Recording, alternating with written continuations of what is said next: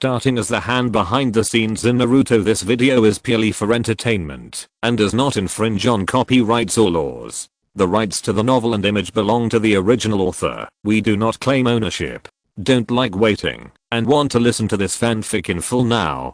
Subscribe to our Patreon, where you'll find the best fanfics.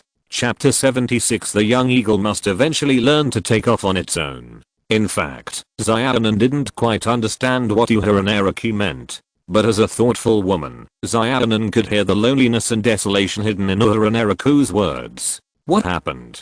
It was a feeling of having no support. Xiaonan slowly walked to Uehara Naraku's side, stroked his head, and hugged him to her chest, and said softly, "Naraku, if you have anything on your mind in the future, you can tell me directly." Uehara Naraku felt that Akatsuki's uniform was not very good, and the zipper was a bit uncomfortable. Xiaonan inserted her fingers into his hair, and rubbed it gently. "You can stop thinking of me as just your teacher. Naraku, I'm also your family, understand?" "Yes, teacher." Uehara Naraku broke away from Xiaonan's arms with a smile. Nagato, who was sitting next to him, symbolically covered his lips and coughed a few times and said softly, "Cough cough cough cough." Uehara, me too. Although Nagato didn't quite understand Xiaonan's behavior, he roughly understood that he should agree with Xiaonan at this time, and Nagato did regard Uehara Naraku as his junior.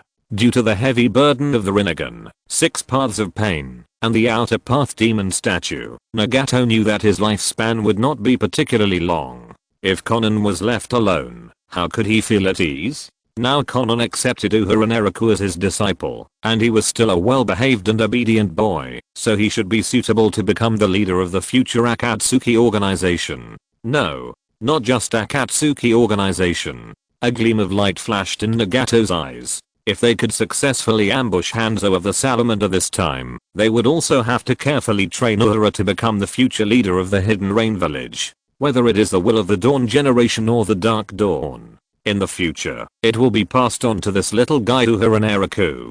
Uehara Naraku didn't know what they were thinking, but smiled helplessly. "Why do I feel that Nagato and Konan are weird? Let's go to that valley and hide first, and wait for that guy Hanzo of the Salamander." Okay. Konan fiddled with her blue hair. They soon arrived at their destination, a valley where the Akatsuki organization was almost annihilated. The heavy rain and the land of rain did not seem to wash away the terrain of this valley too much. The traces of the battle that year are still preserved here, which makes people sigh. Nagato manipulated Tendo Pain to push his wheelchair to the open space below the valley. A trace of sadness gradually emerged in his expression. "Yahiko, you said that your dream is to become the god of this world. I will help you do it soon."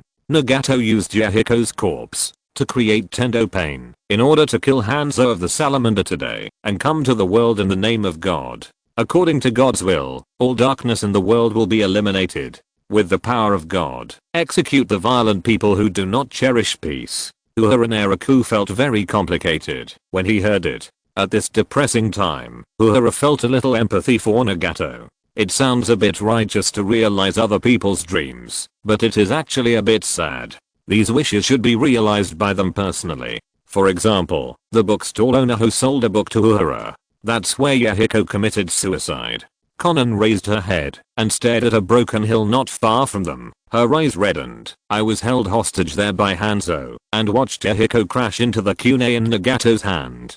They had been here once before, and they were still inevitably sad when they came here again. Teacher." Uehara Naraku sighed quietly and finally decided to wake them up. "After all, we have too few people. If we fight here, Hanzo might escape." "There is no such possibility." Konan was the first to wake up from her memories. Her palm floated slightly, and layers of tiny cracks suddenly appeared on the entire earth and the rock wall. Konan said indifferently, "Yesterday I arranged 600 billion detonating tags here. Everything here was reconstructed by me using the God's paper technique." At this point, Konan clenched his fists little by little. At that time, Hanzo of the Salamander and his trusted ninjas would not be able to leave alive. "That, teacher." Cold sweat appeared on Uehara Naraku's forehead little by little. "If something goes wrong in the middle, we will also be blown to death here, right? Don't worry about this problem."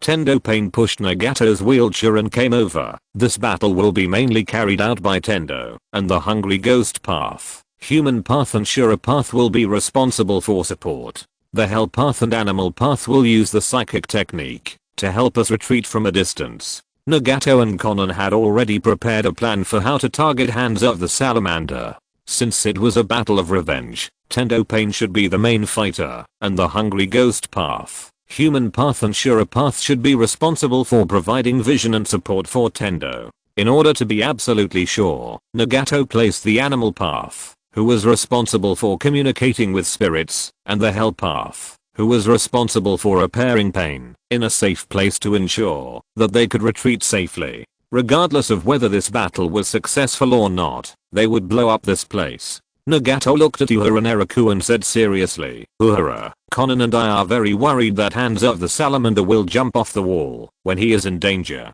When the battle begins, you will leave the battlefield first. Do you understand?" Uehara Naraku hesitated for a moment. Because there are several tasks about Hands of the Salamander in his system panel, some of which are definitely impossible to complete. For example, the task that was given the title by the ninja demigod. However, Uehara Naraku still wants to try the task of killing the ninja demigod.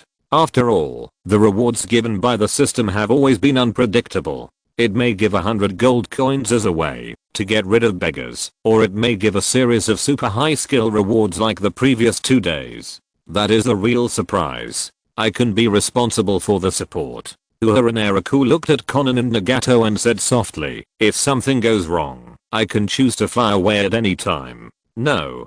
Konan rejected his proposal. She seemed to feel that her attitude was a little stiff and adjusted her attitude. "Naraku, this is our revenge." Uehara Naraku looked a little aggrieved, as if he was hurt by Konan's words. "But you just said that we are family, and I can protect myself. I can escape from such a difficult enemy as Uchiha Obito." Uehara was talking about the current situation while smearing Obito. Uchiha Obito has become a must-kill red list in Konan and Nagato's list, and there will be no chance to compete with him in the future. Xiaonan refused to agree and tried to persuade him earnestly. "It is precisely because we are your family that we don't want to see you get hurt. Let Uehara stay." Nagato interrupted Xiaonan and said in a deep voice, "Uehara will have to shoulder the burden of Akatsuki in the Hidden Rain village in the future. We can't always protect him under our wings. The young eagle will eventually learn to take off by itself." Uehara Naraku was confused as he listened. The first sentence of Nagato was fine, but what about the burden of Akatsuki in the Hidden Rain village in the back? What do these two people want to arrange for him? Okay. After hearing what Nagato said, Xiaonan nodded with regret and said, "Then let him stay. With the current strength of the two of us, we can also protect our family." Well, Nagato couldn't help but cough for a long time, and his palm grasped the wheelchair little by little. "Next, let Hanzo experience the pain we went through, and let the world feel the pain. Thanks to Nishiiron for the reward. Zuan. Thanks to Yuanji27 for the reward. It's a bit early to give a reward today." Chapter 77. Everyone who should have arrived has arrived. Salamander Hanzo was more cautious than expected. Even though he was invited by Shimura Danzo, he led a large number of people. As soon as they arrived at the valley, the reconnaissance ninja team of the Hidden Rain village began to become active. Uehara Naraku soon discovered their traces and hurried forward to greet them. After all, if you do it, you have to do it in full. Uehara Naraku met Salamander Hanzo under the leadership of a group of Rain ninja reconnaissance teams. This man, who is praised as the top of the ninja in this world, is known as the ninja closest to the first generation Hokage, Senju Hashirama. "Hanzo-sama, I didn't expect you to bring so many subordinates." Uehara's version of Yamanaka Feng greeted him, looked around the Hidden Rain ninja, and said softly, "In order to show his sincerity, our leader Shimura Danzo only brought a team of guard ninjas to participate in the negotiations this time." This is true. At least there are only 4 pains in that valley on the surface. The Salamander Kamada retorted with some contempt. "HMPH, facing Lord Hanzo, no matter how many ninjas we bring, it will be useless." Well, Lord Kamada has a point. Uehara's version of Yamanaka Fu gave an awkward but polite smile. "If there are few people, we can avoid being noticed by the Sandaime-sama. After hearing Uehara Naraku's explanation, the salamander Hanzo felt relieved. The old man turned his head and chatted with Shan Zanfeng in front of him with interest. If the third Hokage is strict in control, when we cooperate, how many Enbu can Danzo mobilize to attack Akatsuki together with us? I'm just a tool in Danzo's hand, and I don't know about this. Uehara's version of Shan Zanfeng did not answer directly, but said in a deep voice, but please believe in Danzo's sincerity. After the two adults discuss, they will definitely give Hanzo a satisfactory result. The corners of Hanzo's eyes froze slightly. After staring at Shan Zanfeng for a long time, he said, you Konoha ninjas are really loyal to Shimura Danzo. Hanzo is too kind. Uehara's version of Shan Zanfeng lowered his head modestly. Uehara Naraku's acting skills in this wave are good. There is a trace of envy in Hanzo's eyes when he looks at him. Who doesn't want Shimura Danzo's ninjas who only obey his orders? Salamander Hanzo casually asked some questions about Shimura Danzo, and Uehara Naraku answered them fluently, even praising Hanzo implicitly. Salamander Hanzo labeled the root ninja in front of him. These ninjas also speak well. Salamander Hanzo looked up at the four figures standing on the cliff, and couldn't help frowning. Why didn't Shimura Danzo come down to greet him?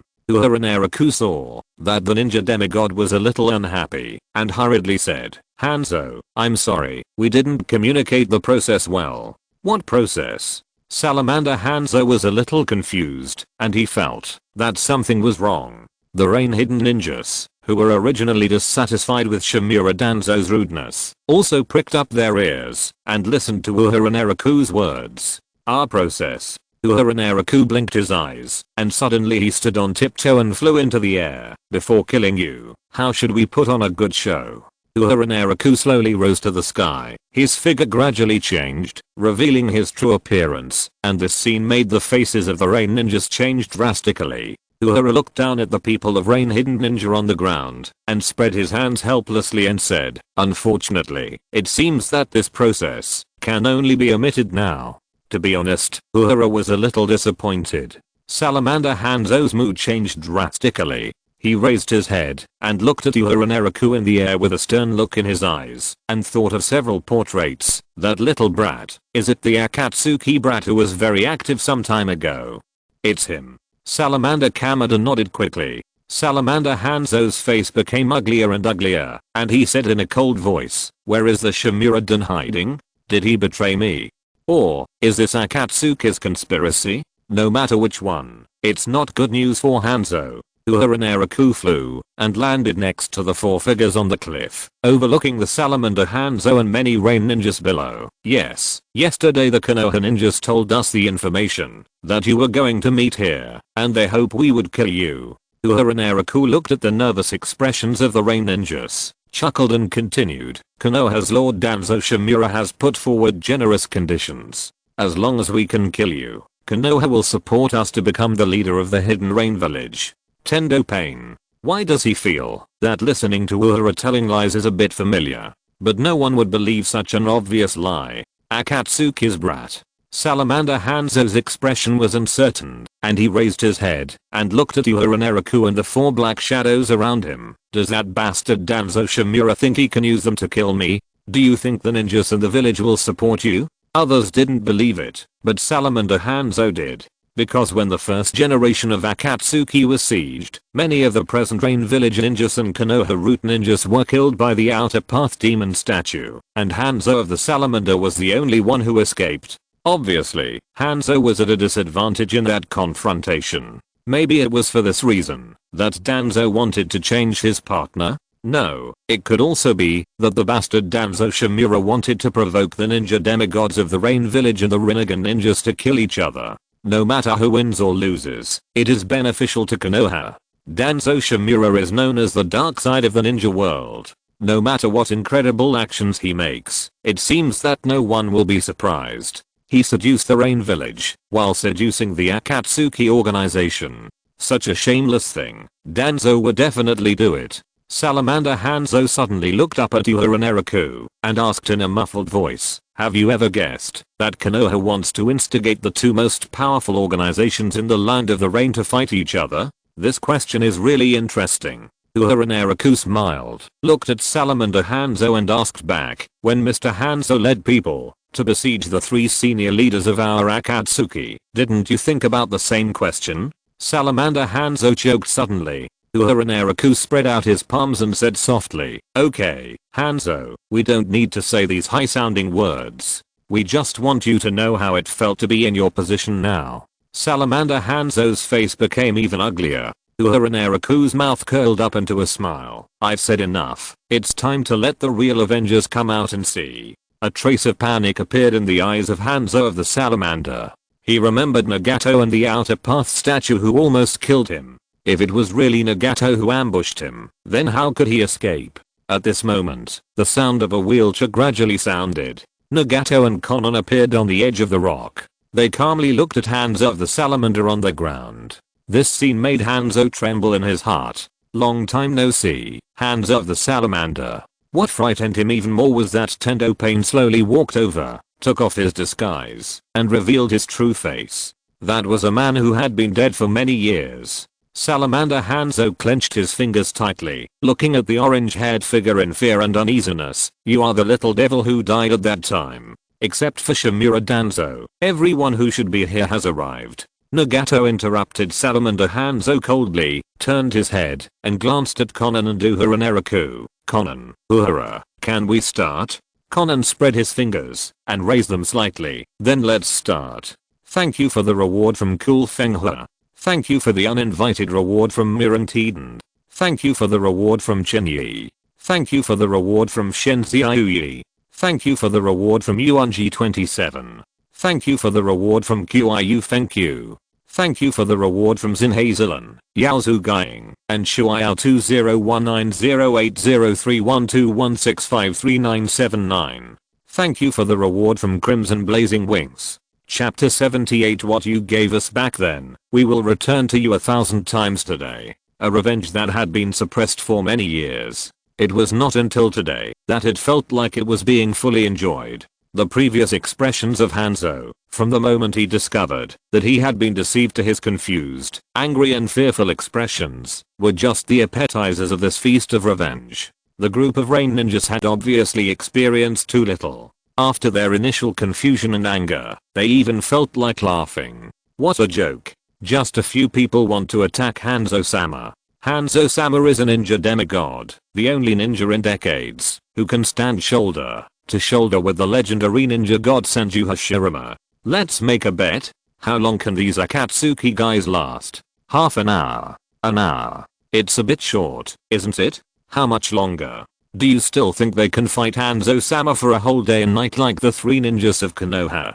Whenever the ninja demigod Hanzo was mentioned, the ninjas he gave the title of the 3 ninjas of Konoha were inevitably mentioned. As time went on, the power of the 3 ninjas of Konoha became stronger and stronger. Even though the 3 ninjas of Konoha have already parted ways, their legends are still circulating in the ninja world, which also highlights from the side how powerful Hanzo, who was given the title of the 3 ninjas, was. In fact, that was the peak of Hanzo's life. Listening to the conversations of his subordinates, Hanzo's face became more and more solemn. He was not as confident as these rain ninjas said.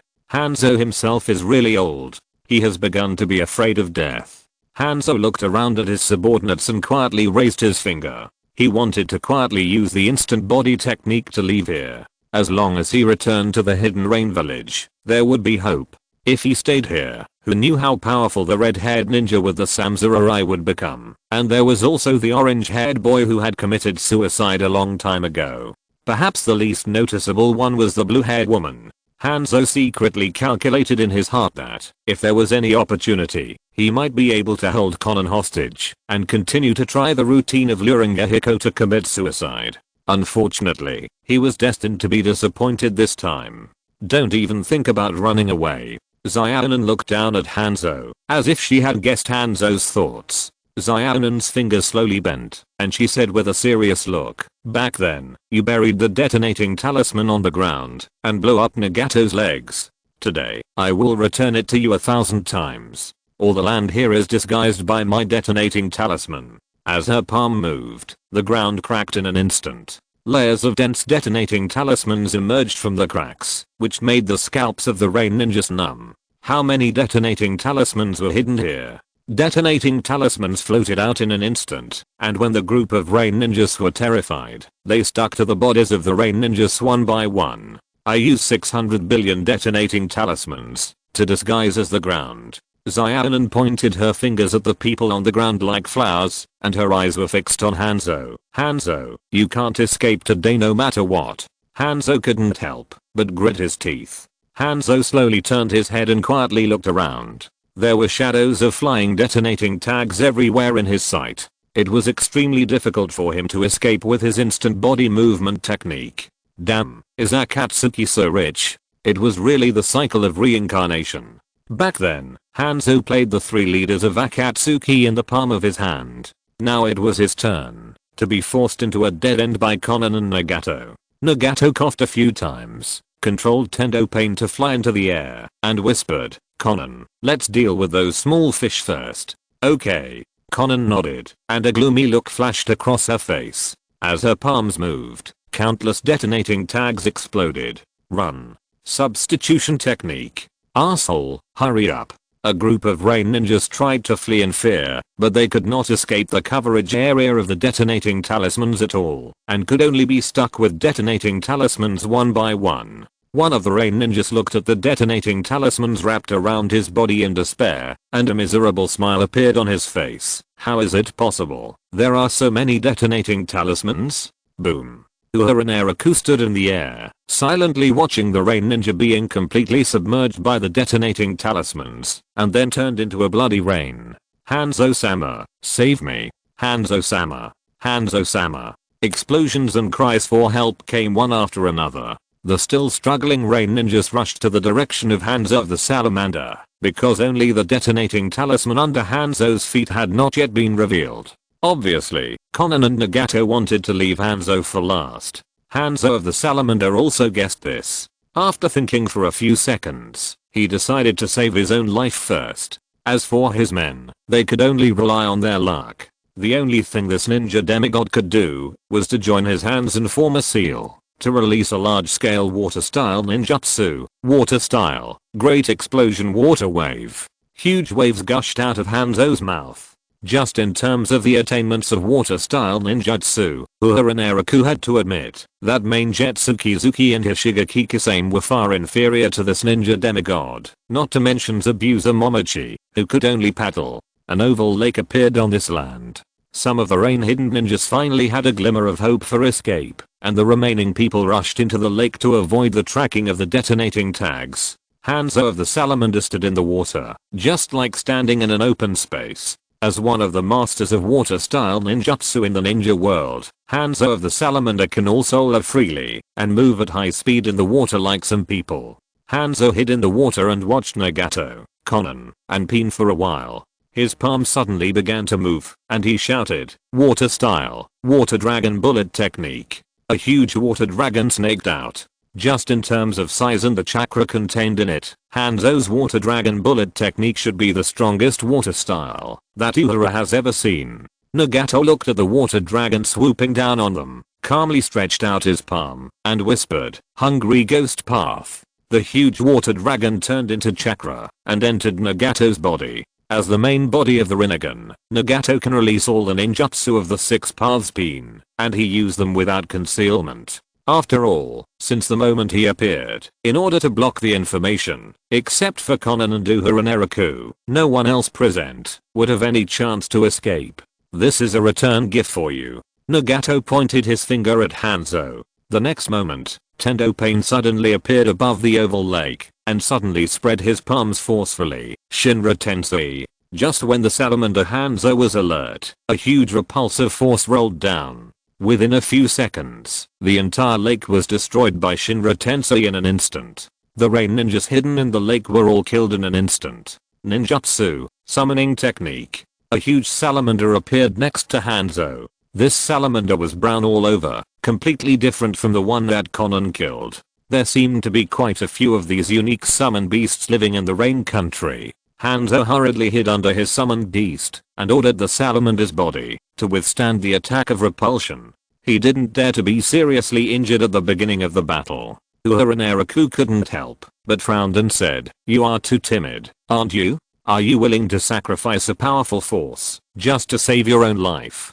Because he never thought about winning. Nagato looked at Hanzo, who survived by chance, his face full of contempt and disdain. He betrayed his beliefs and is no longer the ninja demigod who can protect the Rain Country. Now only the real god can protect this country. Uehara Naraku's expression gradually became subtle. Thanks to Zenhazelin for the reward. Chapter 79. The Poison of Salamander. Salamander Hanzo really just wanted to escape. Faced with the weirdness of Tendo Pain and the combination of Nagato and Conan, the ninja demigod knew that his chances of winning were pitifully low. Instead of using Salamander to fight back, it is better to avoid getting hurt so that he can have more physical strength and chakra to escape. Taking advantage of the chaos created by Shinra Tensei, Salamander Hanzo's figure suddenly disappeared from the spot. He used the substitution technique and the instant body technique to escape to the distance. But every step Salamander Hanzo took to escape, the horror in his heart increased. Because every inch of land he stepped on was transformed by piles of detonating tags. How big is the area of this detonating tag?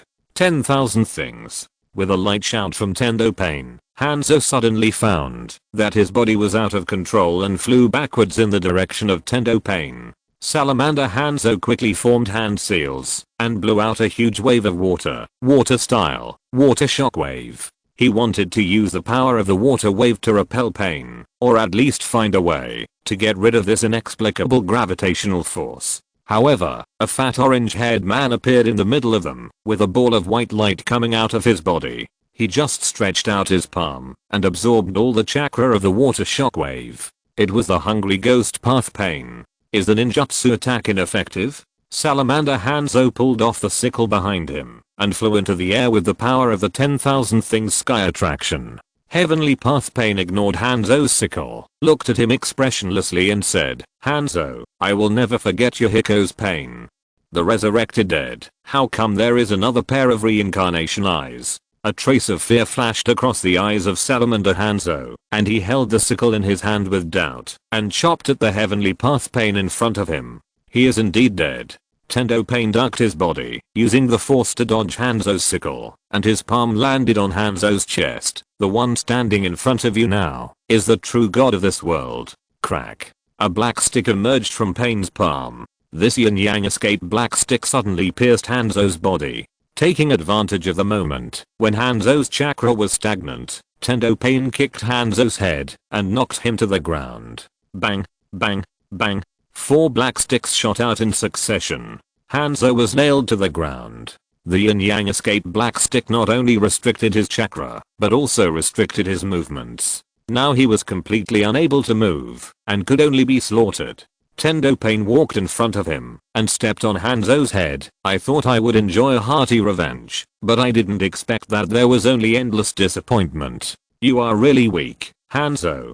Hanzo looked up at Tendo Pain, who insulted him, and suddenly spurted out a mouthful of blood. It was unknown whether it was because of injury or anger. Just kill him. Conan looked at Hanzo with some displeasure and raised her palm. There is no point in humiliating such a person. Nagato was silent for a while and turned to look at Uehara Naraku beside him. Go, Uehara, kill this loser who has lost his faith. He is not worth Pain's action. Uehara Naraku. What do you mean by this? If it is not worth Pain's action, let him take action. You can always humiliate 2 people with 1 sentence. You are really worthy of it, Nagato. Not to mention Uehara Naraku. Even Conan felt that Nagato's words were a bit too much. Uehara really understood their feelings. It felt like they had worked hard to plan for a long time to murder a big boss, but they threw a shuriken, and then the boss died. As early as when Hanzo was bewitched by Shimura Dunzo and tried to murder the Akatsuki organization in order to consolidate his power, but was almost killed in the counterattack. His heart was dead. Or, from then on, Hanzo only wanted to survive. Who can be blamed for this? It can only be blamed on Shimura Danzo. In this ninja world, few people who have been associated with Shimura Danzo or brainwashed by Shimura Danzo have a good ending. Hanzo, Yakushino no, Uchiha Shisu, Uchiha Itachi. Of course, there are people who specialize in restraining Shimura Danzo.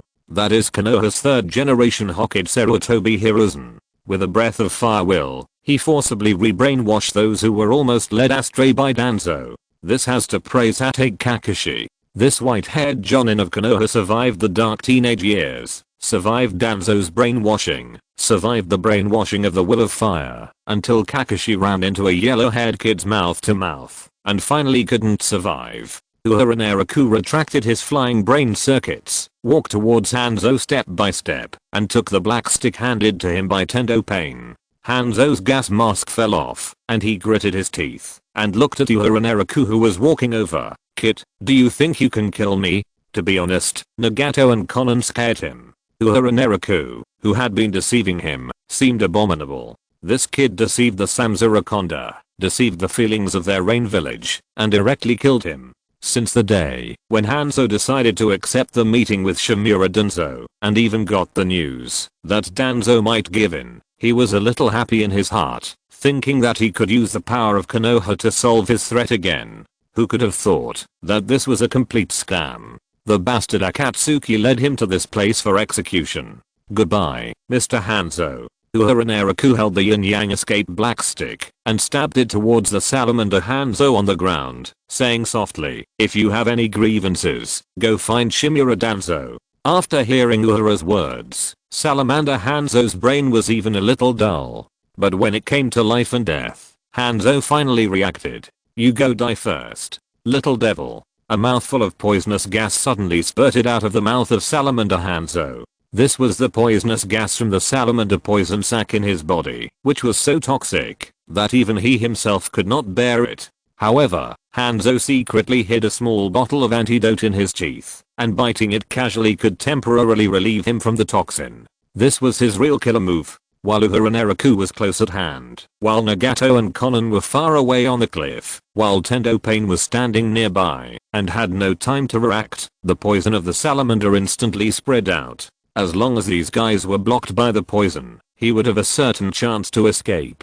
As long as he could survive, everything was possible in the future. Uehara, Naraku, Nagato and Konan's expressions changed drastically. In their sight, the proud and naive young ninja who had always been following them didn't care about the invasion of the salamander's poison at all, holding the yin-yang escape black stick in his hand and stabbed it into Hanzo's back. Side quest, The Fall of a Demigod. 1/1. The quest has been completed, and the reward skill is Star Infusion. Star Infusion. Consume 10% of the current life energy and chakra energy to replenish the corresponding percentage of life energy and chakra energy for friendly forces, with a cooldown of 6 seconds. Side quest. Collect a new type of super poison. 1/1. The quest has been completed, and the reward skill is Mushroom Planting. Planting mushrooms. Use chakra to generate an invisible poisonous mushroom, which can be placed in the target area to provide a small field of view in the target area. When a target steps on the mushroom will explode and poison the person. The size of each mushroom is related to the chakra value, and the minimum consumption is 100 chakra points. Uehara Naraku stood in the poison of the salamander and took a look at the 2 skills rewarded by the system. He felt that he had made a profit by participating in the assassination of the salamander Hanzo this time. He could also be a medical ninja in the future. He just had to think of a way to explain it. It would be better to take some time to find a way to learn some medical ninjutsu. The salamander is highly poisonous, and Uehara really didn't take it to heart. He has the purification skill, and he can use purification to remove it, as long as he leaves the highly poisonous area. As for how to explain to Nagato and Konan, there are so many corpses of the rain hidden ninja in this place. Can't they find an antidote for the salamander poison? Uehara Naraku calculated very accurately. Everything should be as he expected. This time he still miscalculated one thing. Regardless of her own safety, Xiaonan hurriedly flew into the poisonous fog of the salamander, grabbed Uehara's arm, and pulled him out. Xiaonan, don't worry. Shirado Pain pushed Nagato's wheelchair and appeared beside them with a nervous look. I can let Pain 6 paths enter the poisonous fog to rescue Uehara. It's okay, let's find the antidote first. Xiaonan hugged Uehara Naraku tightly and urged in a low voice, Nagato, hurry up. I said, protect Naraku. Uehara could only hide in her arms. I felt a little happy and a little worried. Thanks to Metaverse 27 for the reward. Chapter 80. I've already thought of half of the script, but you won't let me act like this? Uehara Naraku couldn't help but smile bitterly. He said a little stiffly in Conan's arms, "Teacher, don't do such irrational things in the future." Conan spoke calmly, with her cheek pressed against Uehara Naraku's forehead. "Don't talk, save your energy." "Okay." Uehara Naraku's face flushed slightly. He felt a little warm in Conan's arms. After a while, Nagato pushed the wheelchair over, and Tendo Pain stood beside him, holding out his palm with a potion on it. "Conan, this should be the antidote for the poison of the salamander, but there is only one. This antidote was from the salamander goddess." Even though Tendo Pain searched through the bodies of all the rain ninjas, he didn't find a second antidote that looked like it could remove the toxins of the salamander. "Hurry up and give it to Naraku." Conan's face was happy, but she couldn't help coughing a few times at the corner of her mouth, and her body suddenly became weak. Obviously, her impulsiveness just now also made her body contaminated with the poison of the salamander. Now there are 2 people poisoned, but there is only one antidote. A light flashed in Uehara Naraku's eyes. He looked at the antidote and shook his head, saying, "Nagato-sama, leave this antidote to Teacher Conan. Naraku, be obedient." "Teacher." Uehara Naraku looked at the dissatisfied Conan and said seriously, "Teacher, as long as I'm alive, I will not let Teacher Conan suffer. If Teacher Conan encounters misfortune, I will not accept the fate of living alone. I'm your teacher." At the critical moment of life and death, Conan would naturally not listen to him. The woman gently lifted Uehara's face and persuaded him softly, "Naraku, my dream is about to come true, and you still have a long way to go." "Teacher Conan." Uehara Naraku interrupted Conan's words, wanting to show off his acting skills. He planned to use the incident of salamander poisoning to fake his death and get away. In this way, he can hide himself better. Uehara even thought about the time and method of his return to the Akatsuki organization. However, a word from Tendo Pain interrupted all his plans. "I suggest that none of you use it, and wait for Scorpion to check whether this potion is a real antidote." He has another real antidote in his hand. Uehara Naraku. "Conan."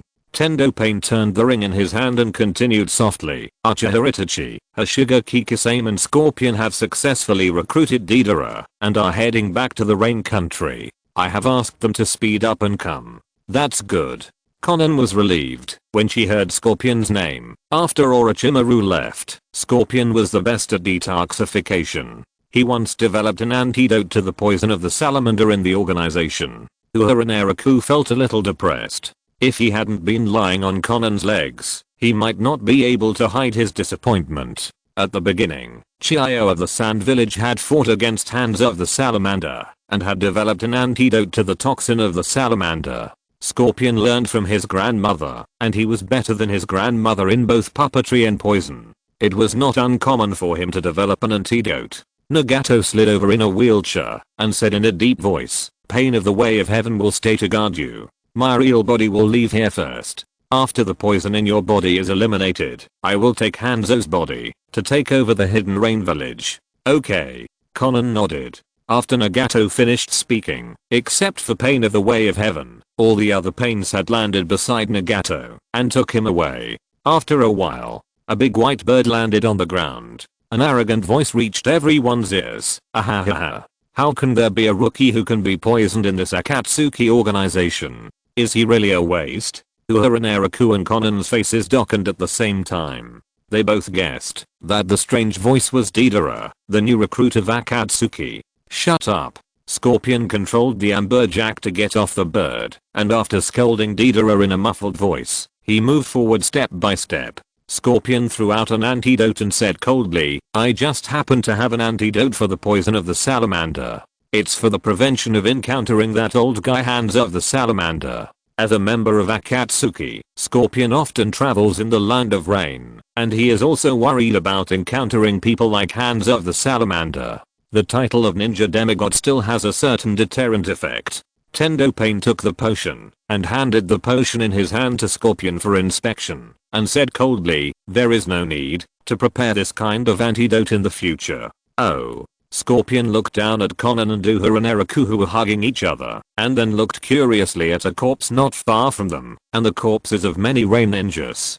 Tendo Pain said expressionlessly, "From today on, the hidden rain village in the land of rain belonged to our territory. Could it be?" Scorpion's eyes widened suddenly, and he looked at Hanzo's body with greed. "Is that the body of the ninja demigod Salamander Hanzo? Did the leader kill the legendary ninja demigod?" A slightly surprised voice came over, and two figures fell from the big white bird. They were Uchiha Itachi and Hishigaki Kisame who went to assist Scorpion. Uchiha Itachi's eyes turned scarlet, and he stared at Hanzo's body. A flash of horror flashed in his eyes, and then he quietly covered it up. In the whole ninja world, who doesn't know the ninja demigod Salamander Hanzo? I didn't expect that Hanzo's body is here now. Don't let this matter leak out.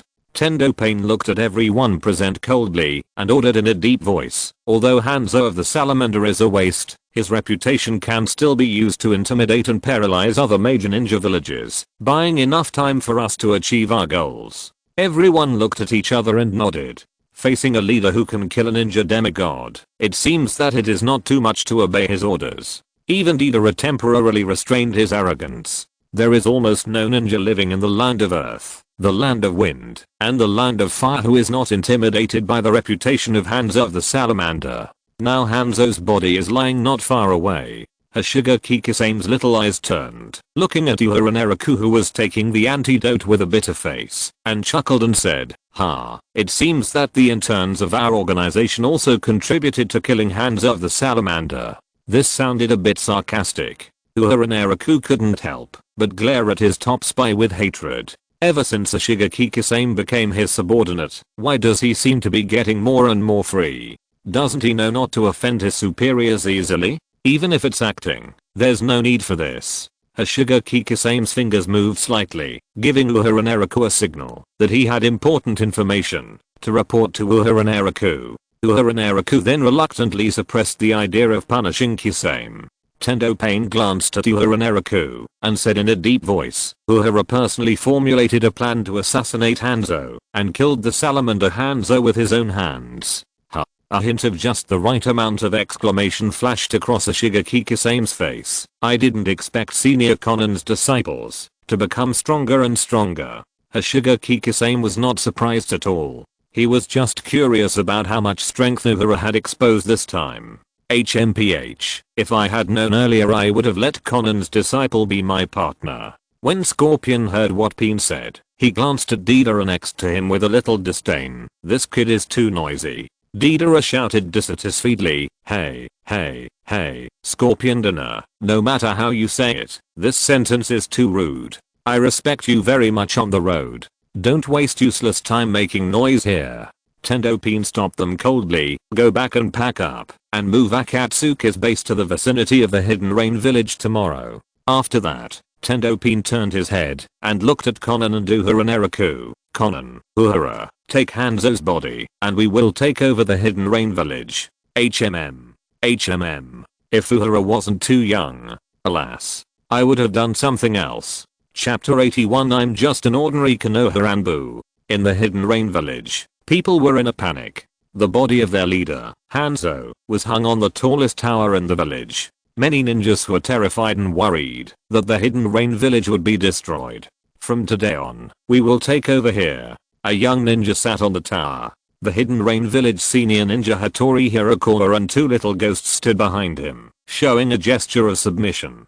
Hanzo took away most of his confidants. After seeing Hanzo's body, the remaining confidants chose to flee. The rest were ordinary ninjas from the Hidden Rain village. These ordinary rain ninjas looked at the boy on the tower with fear. Was it this little ghost who killed Hanzo? What is going on? A blue-haired woman walked up to the young ninja and knocked on his head. "Naraku, don't get wet in the rain here. Go and see the room I arranged for you."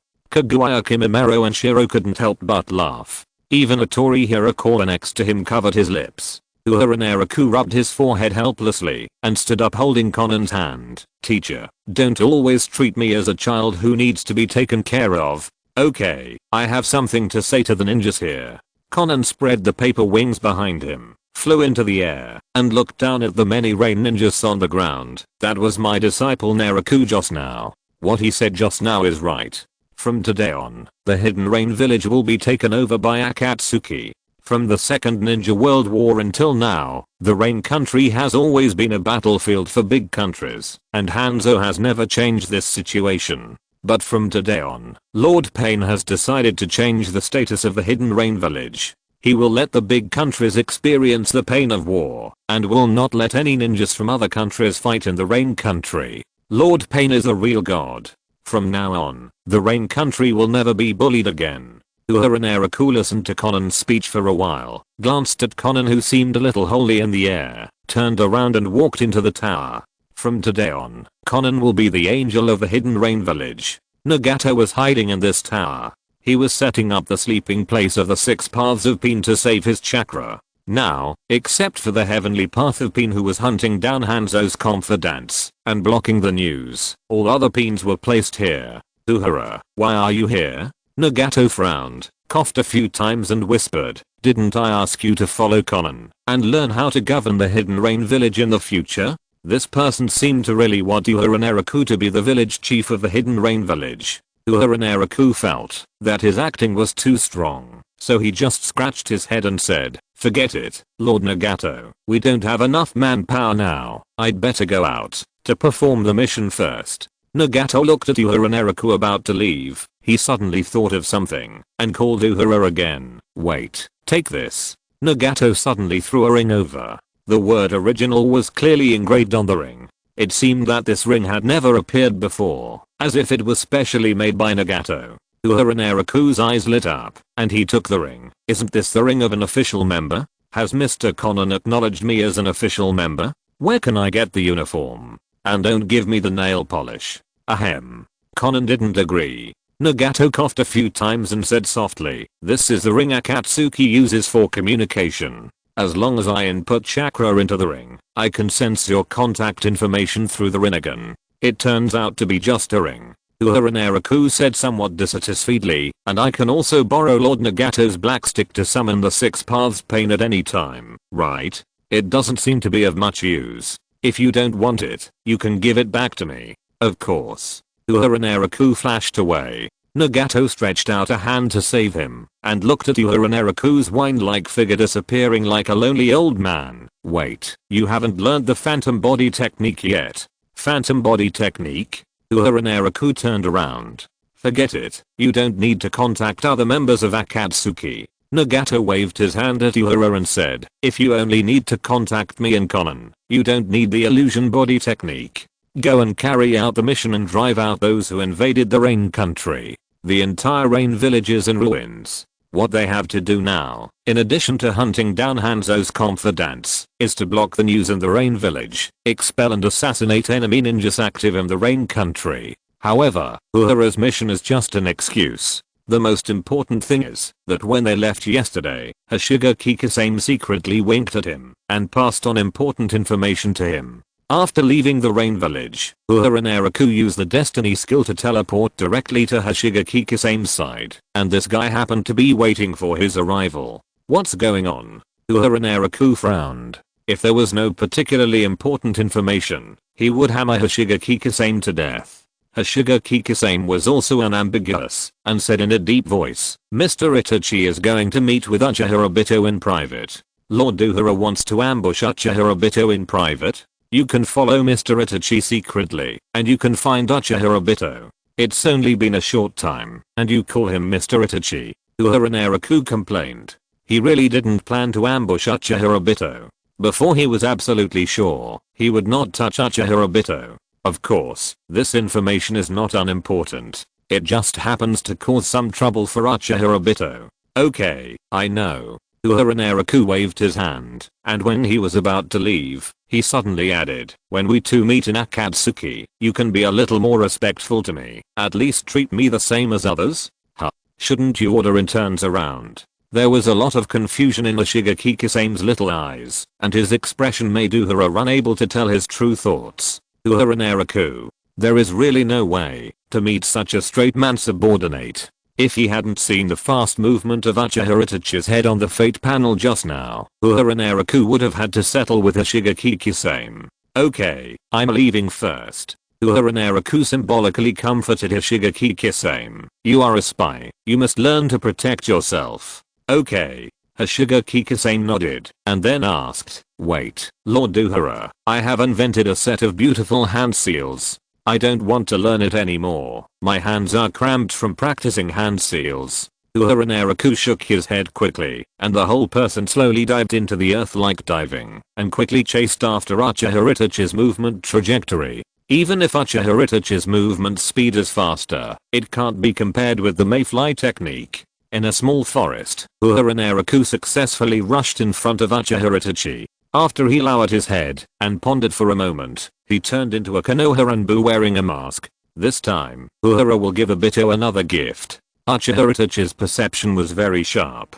When he just stepped into the woods, he saw the birds flying out of the woods. A kunai fell into his hand instantly. Just when a Konoha found Uchiha Itachi's trace and was about to show up, crows suddenly appeared in front of him, forming a vague shape of Uchiha Itachi. Uchiha Itachi, are you Anbu from Konoha village? A flash of red light flashed in Uchiha Itachi's eyes, and his body turned into a solid body, holding the kunai in his hand, and falling on the shoulder of the person in front of him. Did Konoha send you to hunt me down? No. The Konoha ninja shook his head quickly and quickly explained his identity, because Konoha is in a very urgent situation. The third generation hopes that you can collect some information about Uchiha Obito. Uchiha Itachi's mind was startled. Not many people in the entire ninja world knew that he was a spy for Konoha. The only one who might believe that he was still working for Konoha was Konoha's third generation Hokage Sarutobi Hiruzen, right?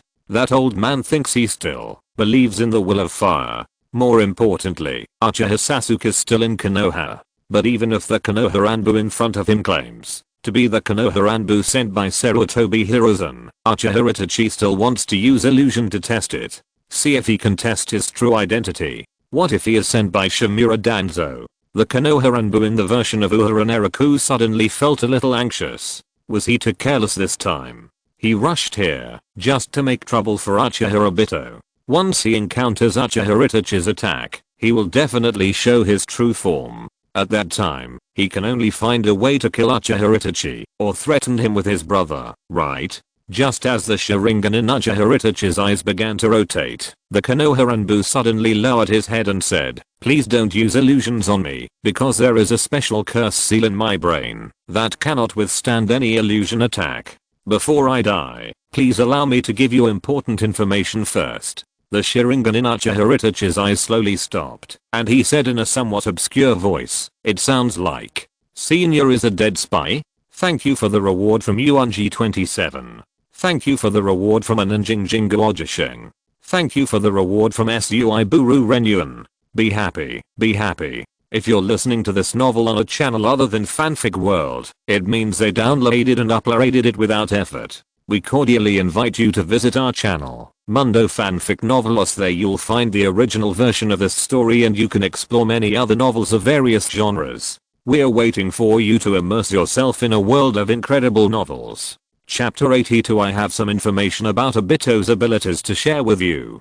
Death Spy? The Konoha smiled sadly and said softly, that's right. It's because my life is about to end that the third Hokage sent me to carry out this most dangerous and confidential mission. After that, the Konoha pointed to his head and added, and I specifically asked the third Hokage to implant a forbidden spell seal for me. As long as I want, I can detonate my brain at any time. Senior, it's really admirable. Uchiha Itachi sighed and put away his kunai. Although Uchiha Itachi still had some doubts about the Konoha in front of him, he was also dispelling them little by little. Whether it was Shimura Danzo or Sarutobi Hiruzen, there was no reason to tell the most important secrets of the village to an ordinary Anbu. So the Konoha in front of him might really be dying? The Konoha listened to Uchiha Itachi's words, but shook his head, looked at Uchiha Itachi deeply, and praised him. Compared to me, Uchiha Itachi is more admirable.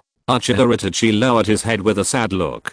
Obviously, he thought that the dying man in front of him knew all his secrets. The disaster of extermination was naturally beneficial to the stability of Konoha village. For him, a man whose clan was exterminated, it was a nightmare that would accompany him for the rest of his life. Sorry, I said too much. The Konoha shook his head and said softly, "Now I have something important to tell Uchiha Itachi first, because it may subvert some of your views. Please speak." Uchiha Itachi restrained the sadness on his face. The Konoha looked at Uchiha Itachi, suppressed his voice, and said in a deep voice, "The third Hokage suspects that the intensified conflicts between the village and the Uchiha over the years are all manipulated by Uchiha Obito behind the scenes. It is reported that during the Nine Tails Rebellion, it was Uchiha Obito who used the Sharingan to control the Nine Tails and caused the death of the fourth Hokage and his wife." Uchiha Itachi suddenly raised his head and looked at the Konoha in front of him in disbelief. "Senior, what did you say just now? Do you need me to repeat it?" "No, I want to slow down." Uchiha Itachi rubbed his eyebrows with his fingers. "Uchiha Obito, why did he kill the fourth Hokage? He was his teacher. And Obito's age. The third Hokage has no way of knowing." The Konoha was also quite helpless and said, "This is a loss for the entire Konoha." Hokage also learned the news from Uchiha Obito's former teammate Hatake Kakashi. Uchiha Itachi, if the information from the Konoha in front of him is true, then the conflicts between Konoha and Uchiha over the years were all manipulated by Uchiha Obito behind the scenes. This man is so terrible. Uchiha Itachi remembered that when he went to find Uchiha Obito and invited him to destroy the Uchiha clan, this guy had been waiting at the Nanga shrine early. It turned out that since the Nine Tails Rebellion, Uchiha Obito had been waiting for that day. Uchiha Itachi clenched his fists, and his nail polish painted fingers pierced deeply into the flesh. He could only forcibly maintain his sanity. If Uchiha Obito appeared in front of him, Uchiha Itachi really wanted to kill him immediately. Konoha's fourth generation Hokage is also a person who has been trying to ease the relationship between Uchiha and Konoha since he came to power. Even his wife has a very good relationship with Uchiha Itachi's mother Makoto. It's time for a turnaround. As a result, Uchiha Obito murdered his teacher and used the Sharingan to control the Nine Tails in public, making the rift between Uchiha and Konoha almost irreparable. That bastard. After a long time, Uchiha Itachi's eyes slowly relaxed, and he continued in a deep voice, "Senior, please continue. Are you okay?" Konoha looked at Uchiha Itachi hesitantly, seeming to be a little worried about his condition. "Hokage-sama ordered me to tell you, remember not to pass on information in a hurry." Uchiha Itachi nodded and said, "I understand. That's good."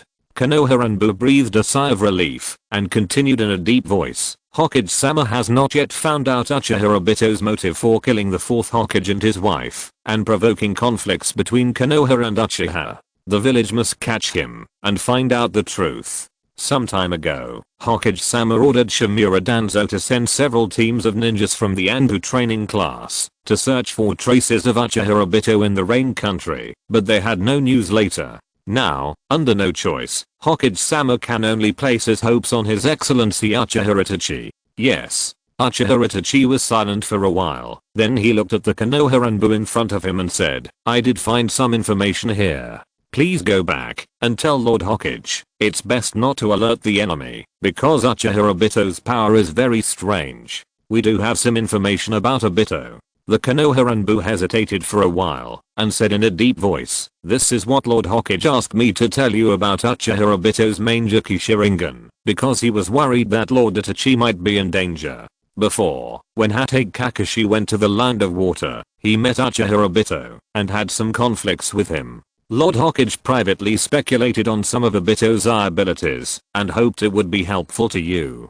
Uchiha Obito's Mangekyou technique is very strange, and it seems to be able to protect his body from any attack, but this technique should have a certain time limit, about 5 to 8 minutes. After finishing speaking, the Konoha sighed again and said, "It's a pity that Uchiha Obito's whereabouts are too strange, and the battle information is too brief. The Hokage-sama has only deduced these abilities. These are enough." Uchiha Itachi didn't mind at all. For him, any information about Uchiha Obito is very important, even if these are just Sarutobi heroes and speculations. Uchiha Itachi sighed softly. "Hokage-sama is worthy of being a professor of ninjutsu.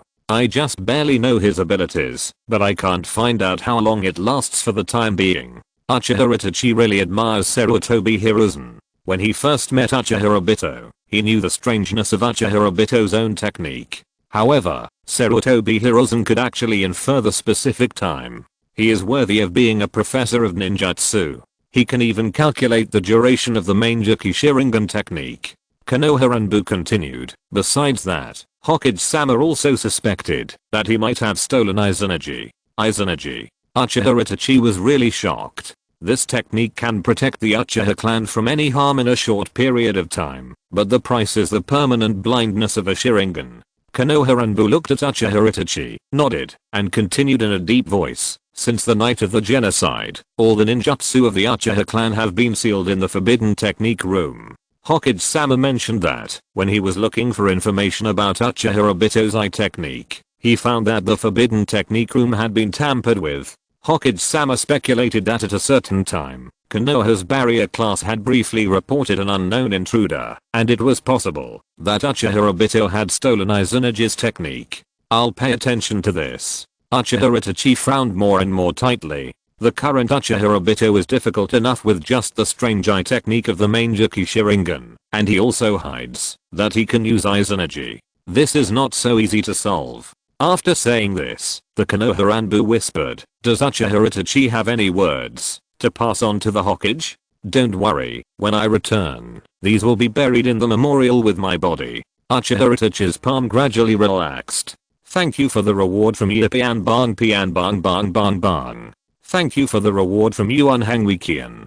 Thank you for the reward from JRYHS. Chapter 83 I'm a genius. I will definitely find a way to find out the truth about Uchiha Obito's murder of the 4th Hokage and his wife, and collect information about all Akatsuki members. Now I have a clue." Uchiha Itachi frowned and talked about Obito's problem. Uchiha Obito is not the kind Konoha ninja in the past. When he has the Mangekyou Sharingan, his power is completely different from the past. Please don't send innocent people to sacrifice again, Hokage. The Konoha nodded dully. Although it seems that this Konoha came to ask Uchiha Itachi for information and pass on orders. In fact, Uchiha Itachi got more information. Perhaps it was for this reason that Uchiha Itachi did not doubt it. However, Uchiha Itachi did not particularly trust the Anbu in front of him. Or rather, Uchiha Itachi did not trust the Konoha high-level officials.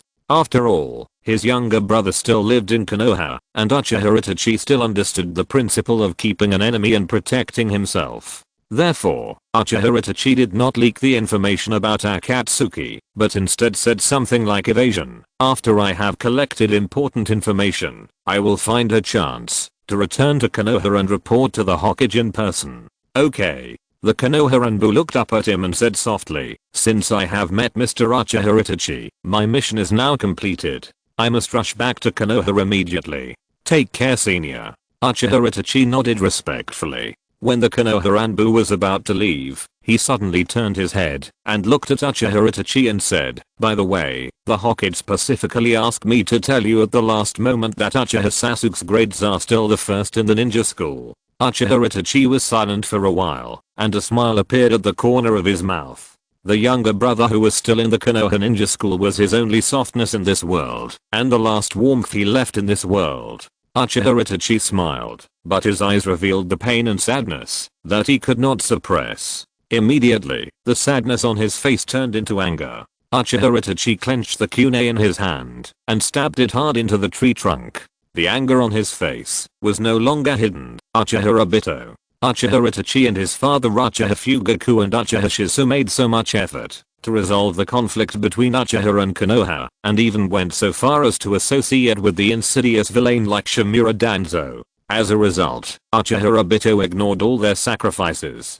The news that the Konoha just said came from Kakashi, and Uchiha Itachi believed in the judgment of Hatake Kakashi. If Hatake Kakashi can be sure that it was Uchiha Obito who did it, then it must have been Obito who did it. As Kakashi's teammate in the Anbu, Uchiha Itachi knew Kakashi's bond with Uchiha Obito. The white-haired Jonin would never damage his teammate's reputation. After a long time, Uchiha Itachi's sanity gradually recovered, and he leaned against the tree and fell into deep thought. He just had a conversation with the senior from Konoha's Anbu here for a while, wasting too much time. It's time to meet Uchiha Obito. It's just that Uchiha Itachi's mood when he wanted to meet has changed. After Uchiha Itachi pulled out his kunai and left, a figure quietly emerged from the ground. It was Uehara Naraku. I'm such a genius. Uehara Naraku touched his chin.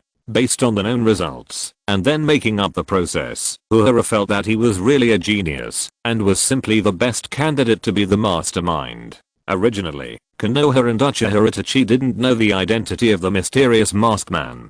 Uehara Naraku used his natural illusion skills to leak Uchiha Obito to Hatake Kakashi, and then leaked it to everyone in the Akatsuki organization through Hatake Kakashi. Now Konoha and Uchiha Itachi don't know Uchiha Obito's ability, and Uehara Naraku made up Obito's Kamu information out of nothing to Uchiha Itachi. Moreover, Uchiha Itachi will always be under the surveillance of Hashigaki Kisame in the future, so he will not be able to leak any secrets. Even if Uchiha Itachi wants to find Hatake Kakashi to verify whether Uchiha Obito is the murderer who killed the 4th Hokage and his wife, and provoked the confrontation between Konoha and Uchiha, he will not point out the Konoha Anbu he met today. If this continues, Uchiha Obito will sooner or later be the enemy of the world.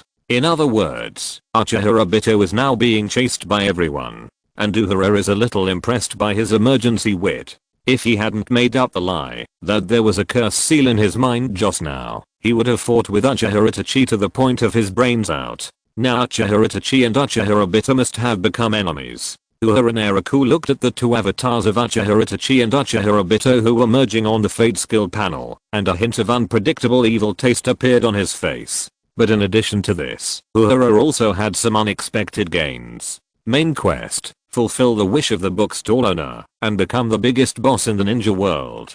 Progress 5%. Quest not completed. Reward unknown. Just by leaking a part of Obito's information, he got 2% progress. What is the criterion for judging this quest? Forget it. Let's go and see the excitement first. Uehara Naraku's body gradually sank into the ground.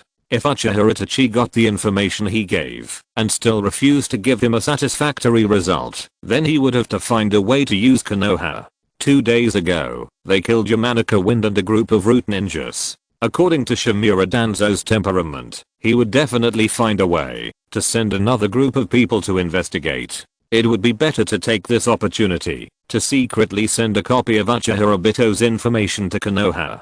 As for the identity, it's just right to borrow Uchiha Itachi's identity. Uehara Naraku felt a little inflated. In addition to Konan and Nagato's unrealistic ideas about him, he felt that everything in the ninja world would be under control. On a barren mountain, the encounter between Uchiha was happening as Uehara Naraku expected. Uchiha Obito took off his mask. Anyway, people who shouldn't know already know his identity, so there is no point in hiding it. Half of his face was intact, and the other half was covered with hideous scars. When Uchiha Obito saw Uchiha Itachi coming, he forced a smile on his face. Itachi, I thought you wouldn't want to see me again. Uchiha Itachi's eyes gradually turned scarlet. He walked towards Uchiha Obito step by step and asked coldly, because I also want to know why the most enthusiastic predecessor in the clan has become what he is now. There is no special reason, I'm just tired of this boring world. Uchiha Obito spread his hands, chuckled and said,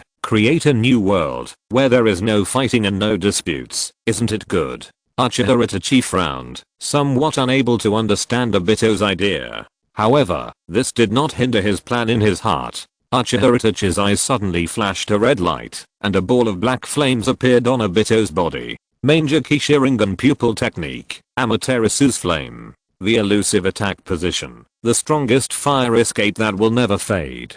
Uchiha Obito stood in the flames of Amaterasu, looking at Uchiha Itachi calmly. Itachi, do you think that I'm not Uchiha Madara, so you think you can kill me? The little devil is still too naive. Uchiha Obito was very tough on the surface, but he was shocked in his heart.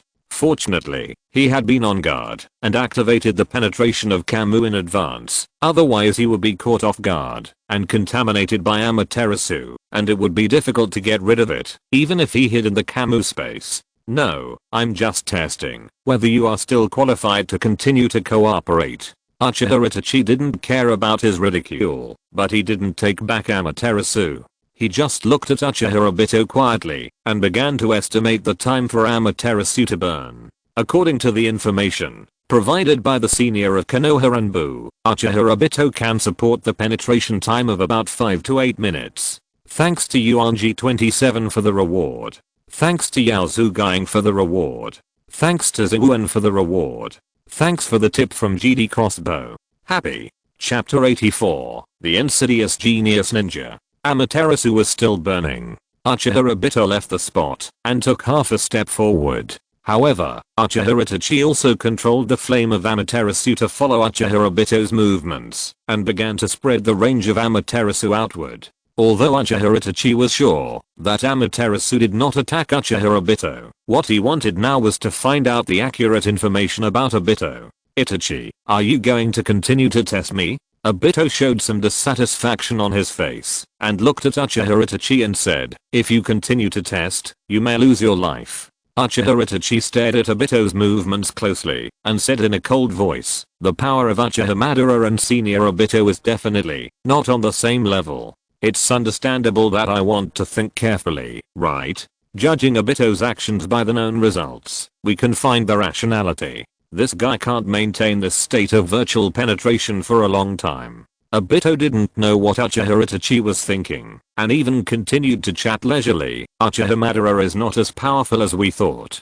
Too much time has passed, and the power of the Mangekyou Sharingan is just overhyped by the clan. Really? Uchiha Itachi followed his words, and continued to delay time. However, there is one thing that Uchiha Itachi can be sure of, that Obito's IQ is still problematic, or his mentality is problematic. A weak person just got the power of the Mangekyou Sharingan, but he actually thinks he is really invincible? A fool who thinks he is an absolute strong man. Sooner or later, he will be beaten up by other strong men. Uehara Naraku hid in a corner, watching Uchiha Obito and Uchiha Itachi from a distance. Obito has not yet noticed Uchiha Itachi's conspiracy, and he is still strolling in Amaterasu. Isn't this too confident? Did Obito forget that his Kamu can only last for 5 minutes? Uchiha Obito certainly didn't forget, but he is now in a dilemma. In order to make Uchiha Itachi still willing to work for him, Obito can only continue to pretend that he is not afraid of the flame of Amaterasu, so that Uchiha Itachi can see the difference in power between them. Itachi, put away your Amaterasu. The time of Kamu's void penetration was getting shorter and shorter. Uchiha Obito finally couldn't help but persuaded Itachi, it is completely meaningless to waste precious Mangekyou power to test an enemy you can't guess. Maintaining Amaterasu won't waste too much eye power. Uchiha Itachi knew it in his heart. He did not listen to Obito's advice. A trace of blood and tears still flowed slowly from the corner of his eyes, and he continued to delay time. Senior's eye technique is really magical. This is the first time I see someone who can't be hurt by Amaterasu. Uchiha Obito's face gradually became ugly. Whenever he wanted to leave the range of Amaterasu, Amaterasu's black flame would follow his footsteps and refuse to leave. Doesn't this Uchiha Itachi understand what people say? If this continues, the time for his Kamu penetration will end. This trump card can also be easily seen through by Uchiha Itachi. Facing a ninjutsu genius like Uchiha Itachi, Uchiha Obito doesn't believe that once Uchiha Itachi finds the flaw in his technique, he will not be able to think of a way to crack the technique.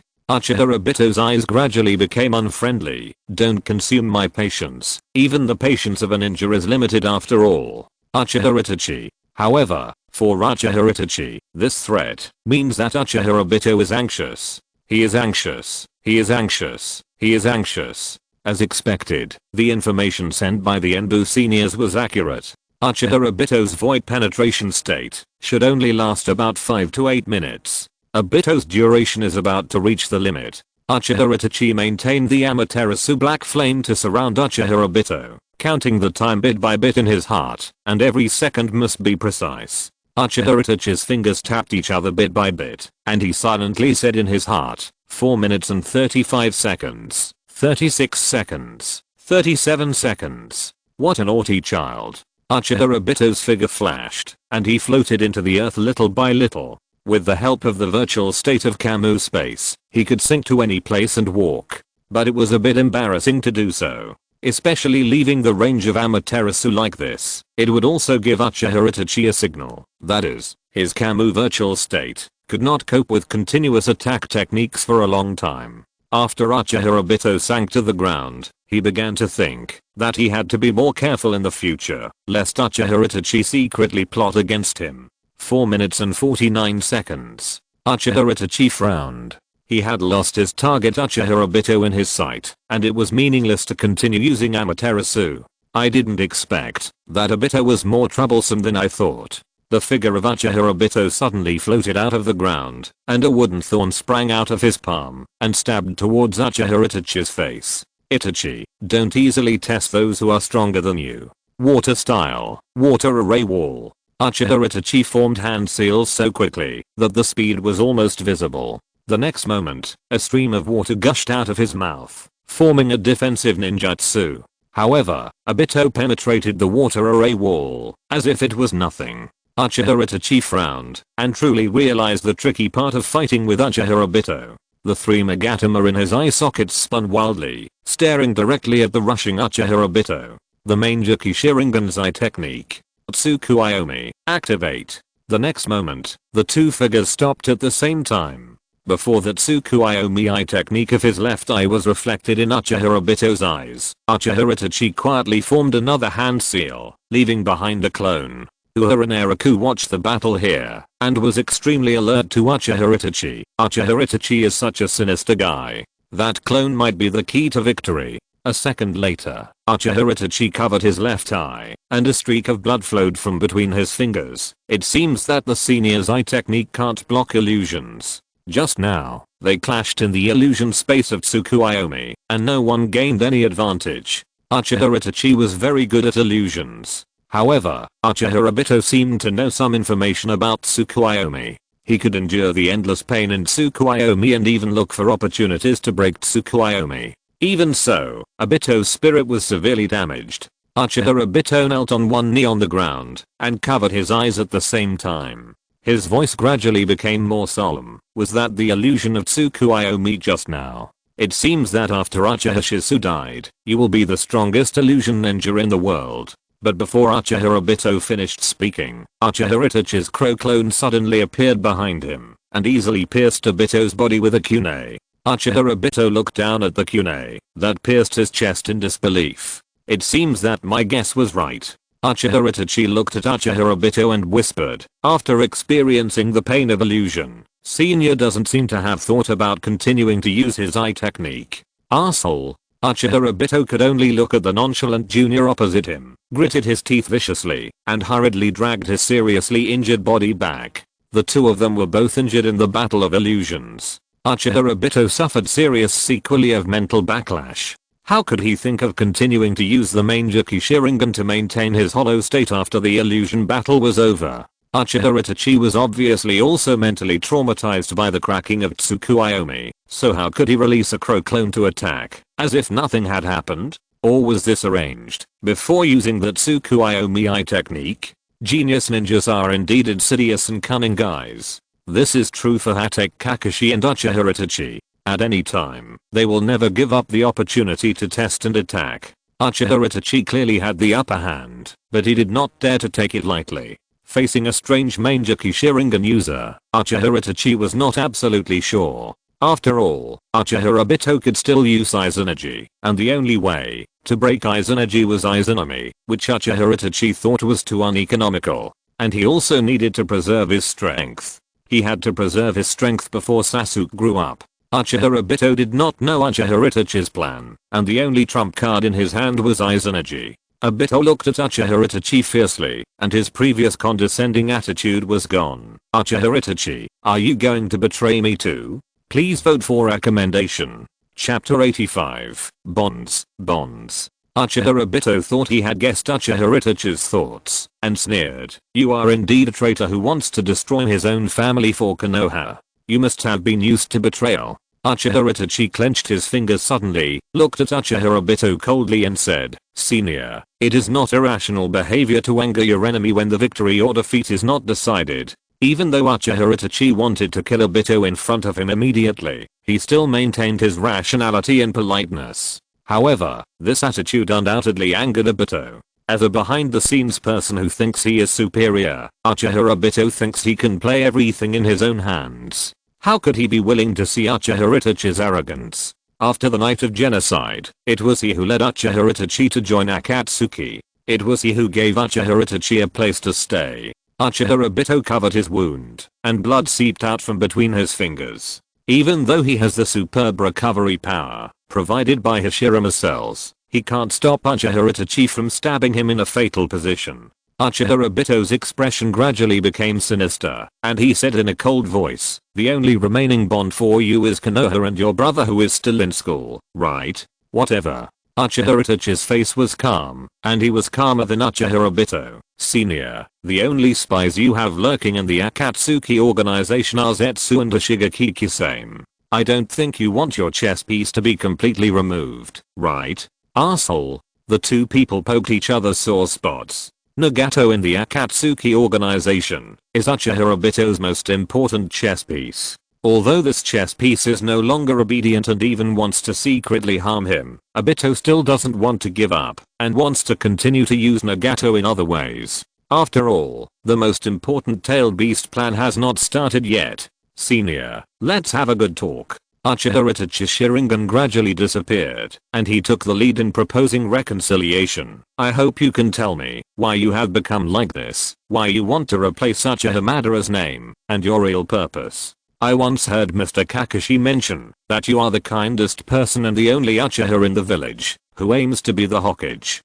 That waste Kakashi is really talkative. Uchiha Obito sneered, his finger bones crackling, metaphorically expressing his furious emotions. "Because this world is hell, all the Konoha ninjas now are garbage that I don't like. Are you satisfied with this answer?" This answer is not bad. Uchiha Obito refused to be controlled by Uchiha Itachi, and he also had Uchiha Itachi's handle in his hand, so he just vented his anger and didn't want to leak any information, including his own past. Uchiha Itachi was a little worried that Obito would go crazy. What if Obito invaded Konoha and killed Sasuke when he was not prepared? It would be too much of a loss. Uchiha Itachi could only propose to maintain the previous agreement. Uchiha Obito promised not to invade Konoha or harm Konoha ninjas. Uchiha Itachi would continue to stay in Akatsuki to help Obito collect intelligence and help Akatsuki collect tailed beasts. However, both of them knew that their relationship would never go back to the past, and they might fall out because of a fuse.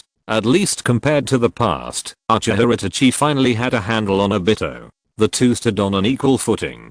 Just as Uchiha Itachi once threatened Shimura Danzo to hurt Sasuke, he would leak Konoha's intelligence. Once Uchiha Obito hurt Konoha ninjas, Uchiha Itachi would leak all the intelligence of Obito's small group to Pain and Konan. Uehara Naraku was stunned. Uehara couldn't help but touch his chin. If he now changes into Uchiha Obito's appearance and goes to Konoha to bully Uchiha Sasuke, will Uchiha Itachi leak information to Konan? Then, wouldn't it be possible to directly drive out Zetsu and Kisame? This matter seems to have some potential. However, it is easy to confront the truth in this kind of matter. At that time, they can find out that someone pretended to be Uchiha Obito to commit crimes by just a little conversation. What if they follow the clues and find out that he is a person who made up a story out of nothing? Can Uehara himself blame it on Shimura Danzo? It seems that he can. Forget it. If the mission is carried out too late, it is inevitable that there will be flaws. Uehara Naraku looked at Uchiha Itachi's back and sighed. "Really, I gave you so much information in vain, but you can't even kill Uchiha Obito." In fact, Uehara himself knew that, even if Uchiha Itachi fought at full strength, he might not be able to take down the seriously injured Uchiha Obito. But he still wanted Uchiha Itachi to try. After all, apart from the fact that Uchiha Itachi lost to the future Uchiha Sasuke by suicide, it seems that he has the strength to fight against anyone. He can even force a fight and win. It's simply too outrageous. Perhaps for this reason, the enemies that Uchiha Sasuke encountered were a little puzzled. How did this little guy kill Uchiha Itachi? Uehara Naraku was on his way to carry out the mission of expelling and eliminating hostile Anbu and ordinary ninjas, and he didn't know that someone was beginning to miss him. It was Uchiha Obito who had just reached a superficial agreement with Uchiha Itachi. Uchiha Obito rushed back to the underground base guarded by the white Zetsu clone, and wasted another white Zetsu clone to replace the damaged organs and repair his own injuries. What's going on? Black Zetsu asked in surprise. Obito, didn't you go to meet Uchiha Itachi? Did a conflict occur between you two? Well, Uchiha Obito nodded and continued. Uchiha Itachi is no longer worthy of our trust. He is threatening me with his status as a formal member of Akatsuki. Once we have a conflict, he may inform Konan at any time. White Zetsu could not help but said, then why not kill him? Uchiha Obito was silent for a while, concealing the truth that he was almost ambushed by Uchiha Itachi, and whispered, after all, he is also a rare man. Recently, because of the identity leak, Black Zetsu vaguely revealed his dissatisfaction with him. If he says, now that he almost failed to beat Uchiha Itachi, wouldn't he be laughed at by Black Zetsu and this group of silly white Zetsu? Black Zetsu felt that the situation was becoming increasingly difficult, and he did not think that now was the time to be soft. A person who could trigger a crisis at any time is very disadvantageous to us. It doesn't matter. Uchiha Obito knocked on the table and put forward his own request. As long as we regain the trust of Nagato and Konan, and regain control of Akatsuki, the threat of Uchiha Itachi is not worth mentioning. Black Zetsu's eyes were a little weird, but Nagato and Konan want to ambush you, not really recruit you to join Akatsuki again. This is really sympathetic. If I had known earlier, I shouldn't have bothered to provoke that kid named Uehara Naraku, and I wouldn't have fallen into this situation, where I was lost. I heard that Konan has been doting on her little disciple recently. Uchiha Obito stopped tapping his fingers on the table, slowly raised his head and said, that little guy is a little arrogant in front of outsiders, and seems to be a brainless person. It seems that he doesn't care much about what I did to him. That kid thought that I was once plotted against by him, and defeated by him, and he didn't dare to provoke Nagato, so he probably never took me seriously, right? Black Zetsu's eyes flashed. What you mean? If we can use the Moon Eye project to convince that kid Uehara Naraku, we should be able to let Konan and Nagato accept me into the plan again. Uchiha Obito's eyes were gloomy, and a hint of arrogance gradually emerged on his face. Those ignorant people in the ninja world always like to indulge in some useless emotions. Uehara Naraku is the new bond between Konan and Nagato. You can do whatever you want. Black Zetsu and White Zetsu were a little speechless. When Obito said these words, didn't he consider scolding himself as well? Who is the guy who always risks being discovered by Konoha to visit the memorial stone? Doesn't Obito have any idea? Why can't he be blamed? Please recommend A New Week. Thank you for the reward from Metaverse 27. Thank you for the reward from Nishiiron. A New Week. Be happy. Be happy. Chapter 86. Do you know Chihio? Uehara Naraku didn't know what Obito was planning. Uehara just used some simple green tea words, and Uchiha Obito actually believed that he didn't care. This sec must have been that he had never been in love, right? Now Uehara Naraku stood in front of a team of ordinary Sand Village ninjas, loudly reading the order of the Hidden Rain Village. According to the order of Hanzo-sama, all ninjas from neighboring countries must leave the country immediately. We must start to eliminate the wandering ninjas in the Rain Country. But our mission. The Sand Village ninjas were a little reluctant, because there were fewer and fewer commission tasks in their village, and now the finances of the village were all maintained by the 4th Kazakage Rasa on his own. So when they encountered external commission tasks, the Sand Village and the Sand Ninjas cherished them very much. After all, customer resources are getting fewer and fewer. Uehara Naraku shook his head and behaved very politely. I'm sorry, compared to your mission, I'm worried that if you are affected and a war between the Hidden Rain Village and the Sand Village is triggered, there may be greater losses.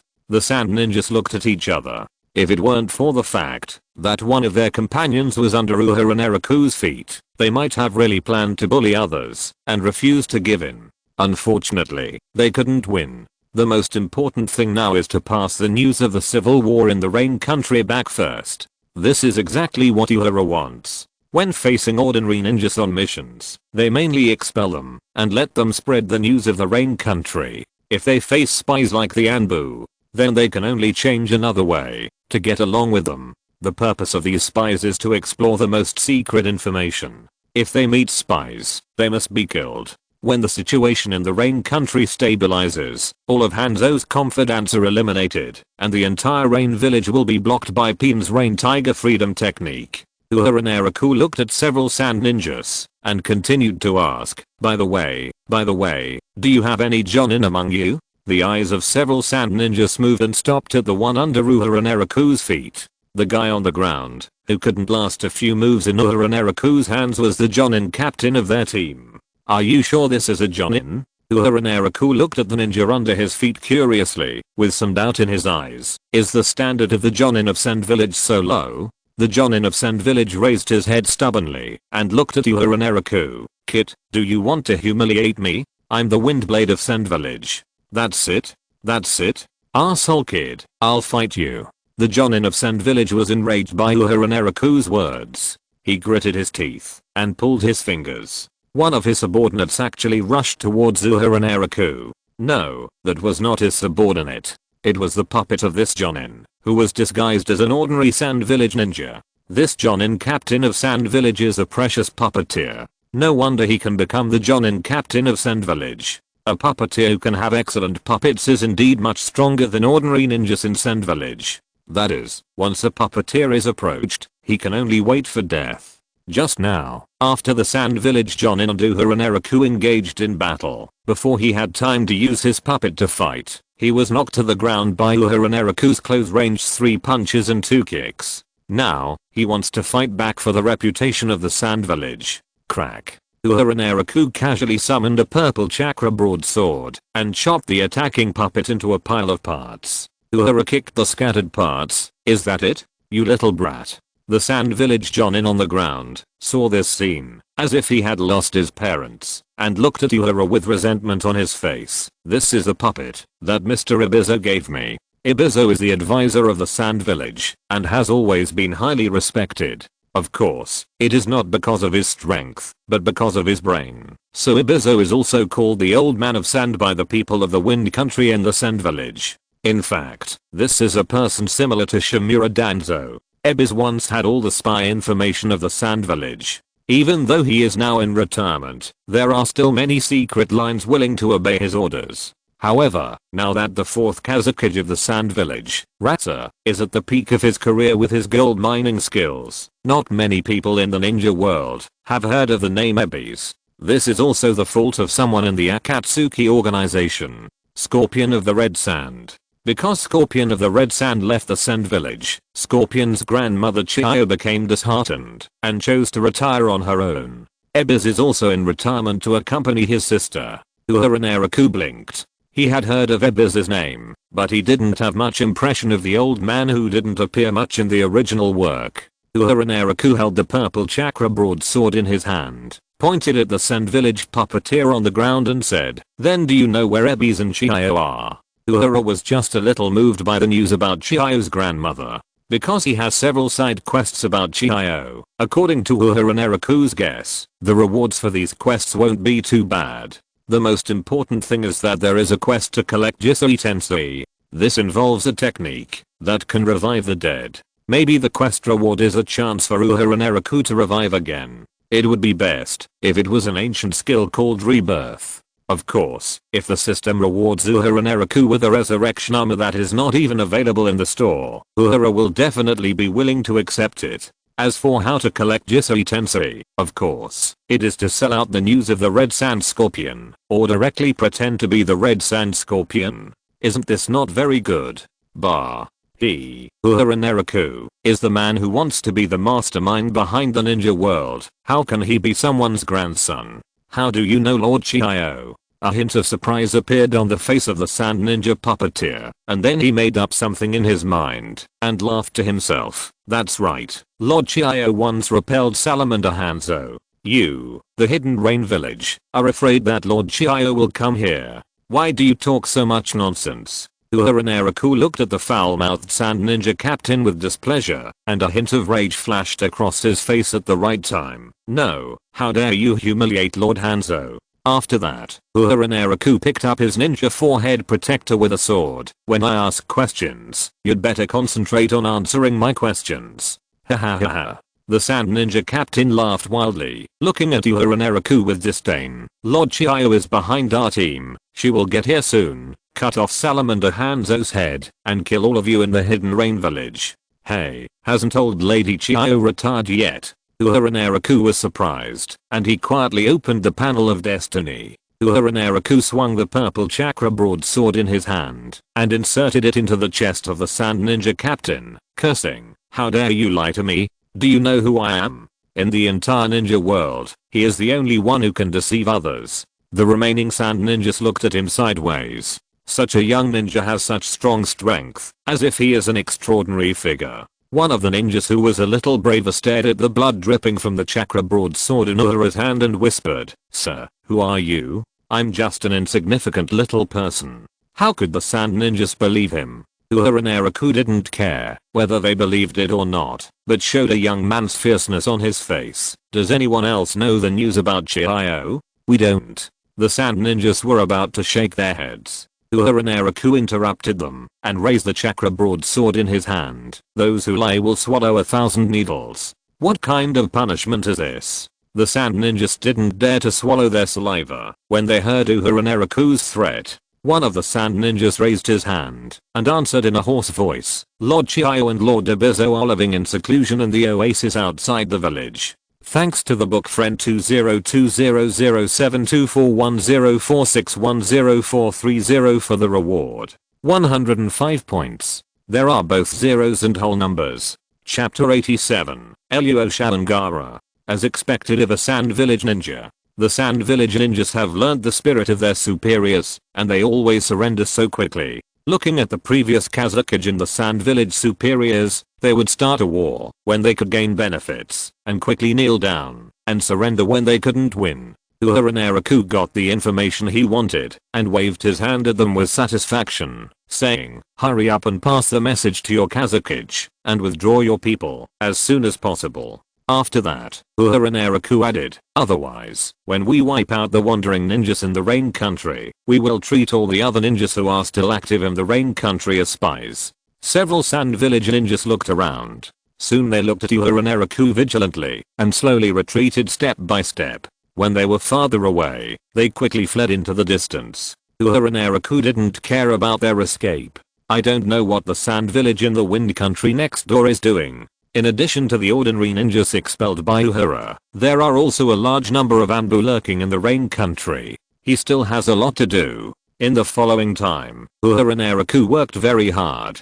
Beside a small river, a Sand Village Anbu ninja stretched out his hand, caught an eagle that fell from the sky, and carefully took a roll of intelligence from the eagle's claws. When the Anbu saw the content of the intelligence, he couldn't help but change his face. "Lord Kazakage has sent an order for us to leave the Rain Country immediately." "Are you kidding?" his companion immediately said with displeasure. "Lord Kazakage can't always change his orders. We just sneaked into the Rain Country a few days ago." "Yes." Another Sand Ninja also said dissatisfiedly, "The village is always calling for a war against the Rain Country, but every time it always gives up halfway. There is no way to do this." The Sand Ninja Anbu captain sighed and explained in a deep voice, "Maybe it's the work of Konoha's Danzo Shimura. In the past few years, whenever we have made any moves against the Rain Country, Konoha will delay our pace." After that, the Anbu captain punched the tree next to him hard. "Those bastards in Konoha just want to stop the rise of our Sand Village.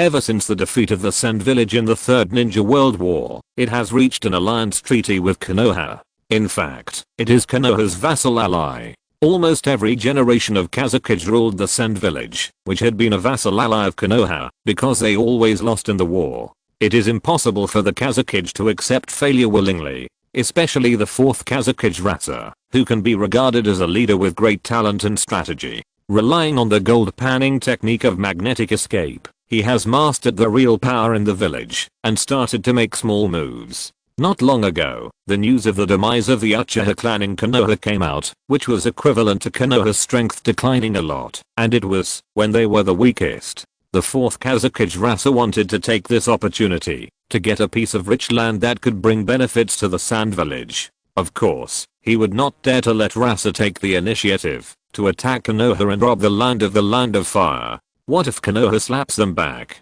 Rasa set his sights on the Land of Rain. Although Sarutobi Hiruzen was not very satisfied with this, it was certainly difficult to express his opinion. After all, the alliance between big countries depends on the interests of small countries being sold out to each other, right? However, Rasa's actions against the Land of Rain were repeatedly abandoned due to the strength of Hanzo, the leader of the Hidden Rain Village, or the resistance of Danzo Shimura. Now, Rasa finally took advantage of the opportunity when Konoha was seriously injured and planned to be tough on the Land of Rain. As a result, the attitude of the Hidden Rain Village seemed to be tougher than Thus. The Hidden Rain Village sent a powerful kid who is expelling the ordinary ninjas of our Sand Village. Perhaps he is the one who is killing our Anbu everywhere. Of the 11 Anbu teams, only 3 can be contacted now. The border between the Land of Wind and the Land of Rain. At the frontline command post of the Sand Village, Maki, a trusted jonin of Rasa, was diligently reporting the news he had received, and reported his handling method. I have sent people to order all other Anbu teams to temporarily withdraw. A brat? After hearing Maki's report, Rasa laughed in anger. Has the strength of the ninjas in the village declined to this extent? I have not reduced my financial support to you at all, Lord Kazuki. Maki lowered his head in fear, not daring to look at Rasa. The ninja training of the Sand Village adopts elite education, but now they have handed in an ugly answer sheet. Several Jonin captains who entered the Rain Country to carry out missions were killed, and ordinary ninjas were all expelled. Of the 11 Anbu teams that infiltrated, only 3 may be left now.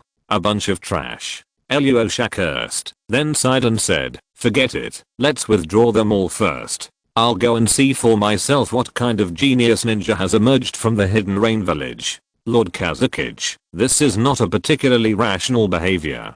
Maki frowned and persuaded in a deep voice, your safety is more important than any action in the village. I don't recommend Lord Kazuki to take risks. What danger can a mere kid have? Alyosha waved his hand. He knew the situation of his own ninja village. Since Konoha was severely injured during the Ninja World War, there were really not many powerful ninjas. It was for this reason that, in order to encourage the ninjas in the village to make progress, Alyosha lowered the promotion standards for Jonin several times. He almost always supported some special Jonins with the training funds for Jonin treatment. Alyosha looked back at Maki and suddenly said, bring Gaara here for me. I just want to see if our ultimate weapon is up to standard. Maki was silent for a second, then a trace of fear and uneasiness appeared on his face. He looked at Alyosha deeply and nodded at him. Gaara is the one-tailed Jinkriki of the Sand Village. For a long time, due to Gaara's unstable mood, casualties often occurred in the Sand Village due to the explosion of the one-tail, which led to the village's attitude towards the Jinkriki becoming more and more disgusted.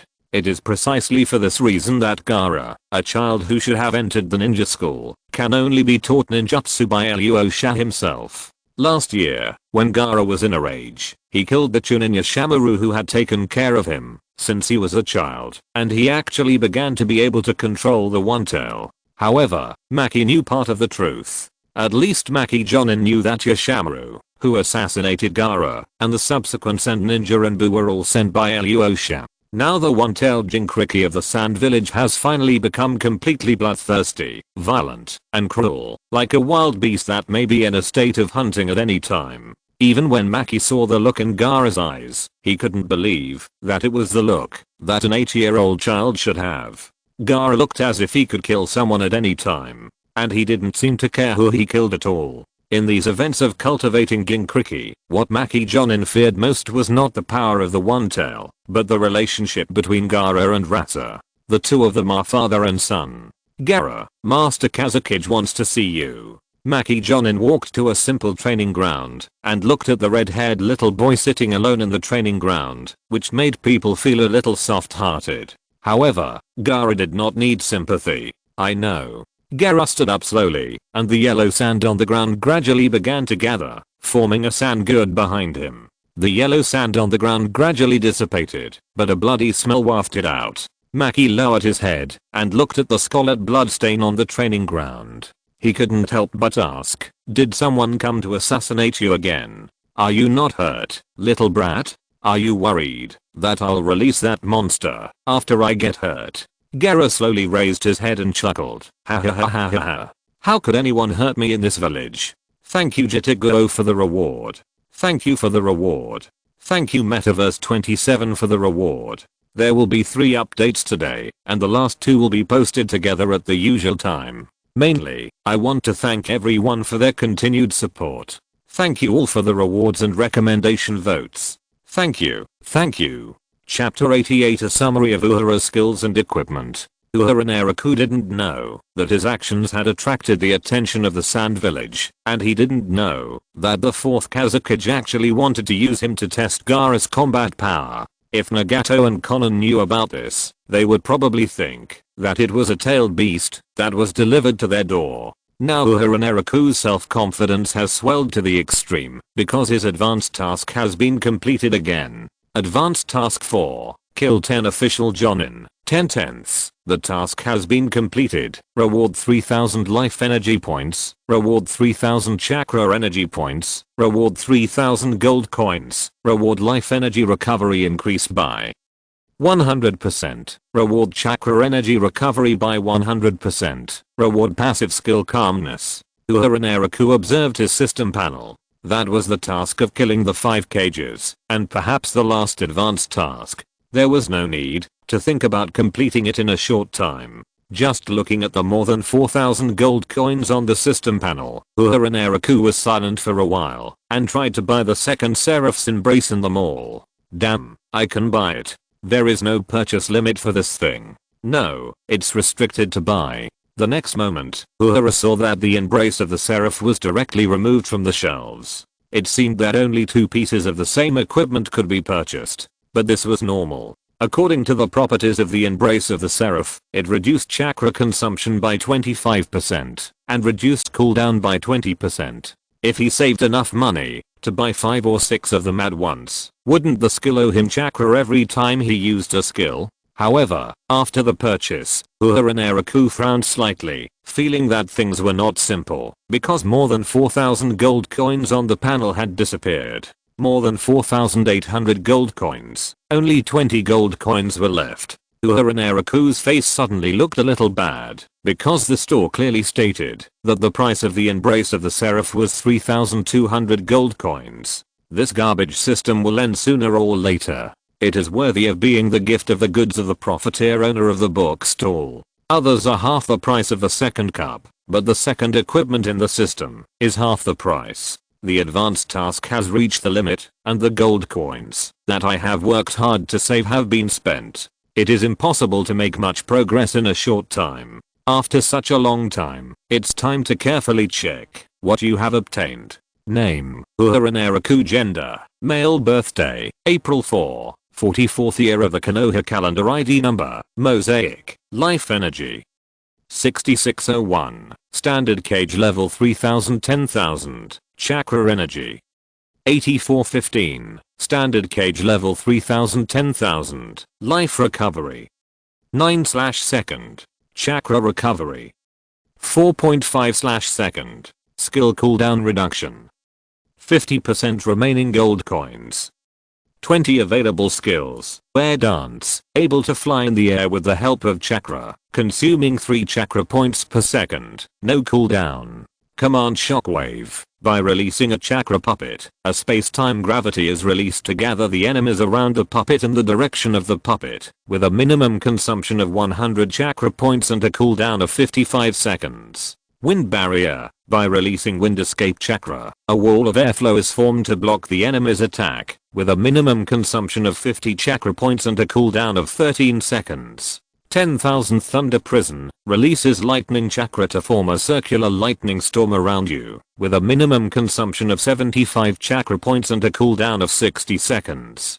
Card trick. Uses a powerful card throwing technique. Every time you throw the 4th card, the card will explode. No cooldown. Life form disintegration ray. Releases a powerful ray through the eyes to analyze the enemy's life characteristics and disintegrate the enemy's body. Lasts for 2.5 seconds, with a minimum consumption of 100 chakra points and a cooldown of 65 seconds. Moment of Holy Judgment. Adds an invincible shield to yourself or other companions, which lasts for 3 seconds. A chakra purification blade will appear around the invincible person, which will cause great damage to the surrounding area. The minimum consumption is 100 chakra points and the cooldown is 80 seconds. Multiplication of detonating talisman technique. Use a detonating talisman to infinitely summon countless detonating talismans to perform targeted blasting. It consumes 500 chakra points and has no cooldown. Natural phantom. Able to disguise as all living things until being hurt or using skills. The disguise will be broken, consuming 100 chakra points. Cooling time 1 second.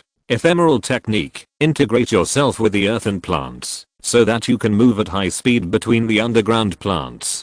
Cut off all breath during the ninjutsu, consuming 3 chakra points per second. My style secret. Mr. Ray, release a smoke area, become invisible in the smoke and restore 40% of chakra. The invisible state will not be hit by enemy targeted ninjutsu, lasting 5 seconds. Appear when attacking or using skills. No consumption. Cooling time 10 seconds. Giant shark assault. Remotely summon a giant void shark to attack the target area from underground. After 2 seconds, the shark will jump out of the ground and devour the souls of all enemies in the area. Chakra consumption 100 points. Skill cooling time 50 seconds. Summoning of Destiny. If the Dark Spear contractee is near you, you can pull the contractee to your side. The contractee will be invincible and cannot be selected for 4 seconds. After the skill ends, you can throw the contractee in any direction. The minimum consumption is 100 chakra points. The cooldown time is 75 seconds. Purification. Remove all negative effects of yourself. The cooldown time is 105 seconds. The consumption is 0. Spike defense. You enter a defensive posture and your life energy doubles. During this period, if you are attacked by the enemy's physical skills, half of the damage will be rebounded to the enemy. Lasts for 6 seconds. The minimum consumption is 40 chakra points. The cooldown time is 3 seconds. Roaring waves. Summon a wave from your feet, sweeping all enemies in front. The minimum consumption is 100 chakra points. The cooldown time is 60 seconds. Distorted space. After a delay of 0.5 seconds, you can release a distorted space that can last for 3 seconds in the target area. The area will be isolated from the outside world. People who try to cross the space barrier will be stopped and dizzy. They can only escape through the space-time technique. The minimum consumption is 100 chakra points. The cooldown time is 9 seconds. Destiny can spy on the location of everyone within a 100-kilometer radius, including ninjas using hidden ninjutsu, transformation jutsu, and clone jutsu, for 6 seconds. After activating the Destiny skill, you can use the power of time and space to teleport to anyone within a 50-kilometer radius after 1.5 seconds.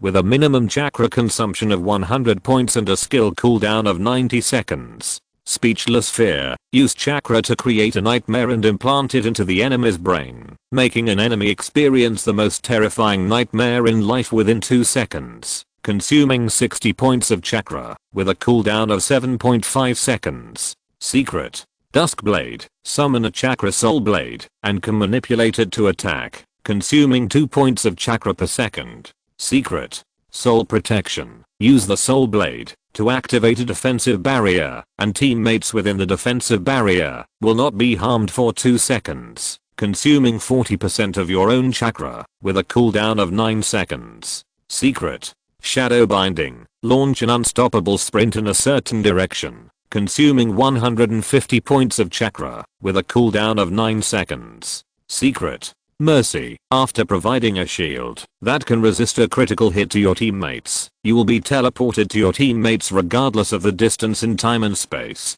The chakra consumption is 100 points, and the cooldown time is 100 seconds. Star infusion. Consume 10% of the current life energy and chakra energy to replenish the corresponding percentage of life energy and chakra energy for friendly forces. The cooldown time is 4 seconds. Grow mushroom. Use chakra to generate an invisible poisonous mushroom, which can be placed in the target area to provide a small range of vision in the target area. When a target steps on the mushroom will explode and poison the person. Each mushroom consumes at least 100 points of chakra. Heart of the Madman. Passive skill. If no damage is taken within 6 seconds, 5% of the maximum life energy will be restored per second. Calm and calm. Passive skill. Every time you kill an enemy unit, you will restore 20% of your maximum life energy and chakra energy. Equipment. Seraph's Embrace. 2 pieces. Chakra energy plus 1400 points. Skill cooldown reduction plus 20%. Chakra consumption reduced by 25%. Berserker armor. Life energy plus 800, basic life recovery plus 200%, skill cooldown reduction plus 10%, passive skill. When life energy reaches 3000 points, the Berserker's heart effect is automatically activated.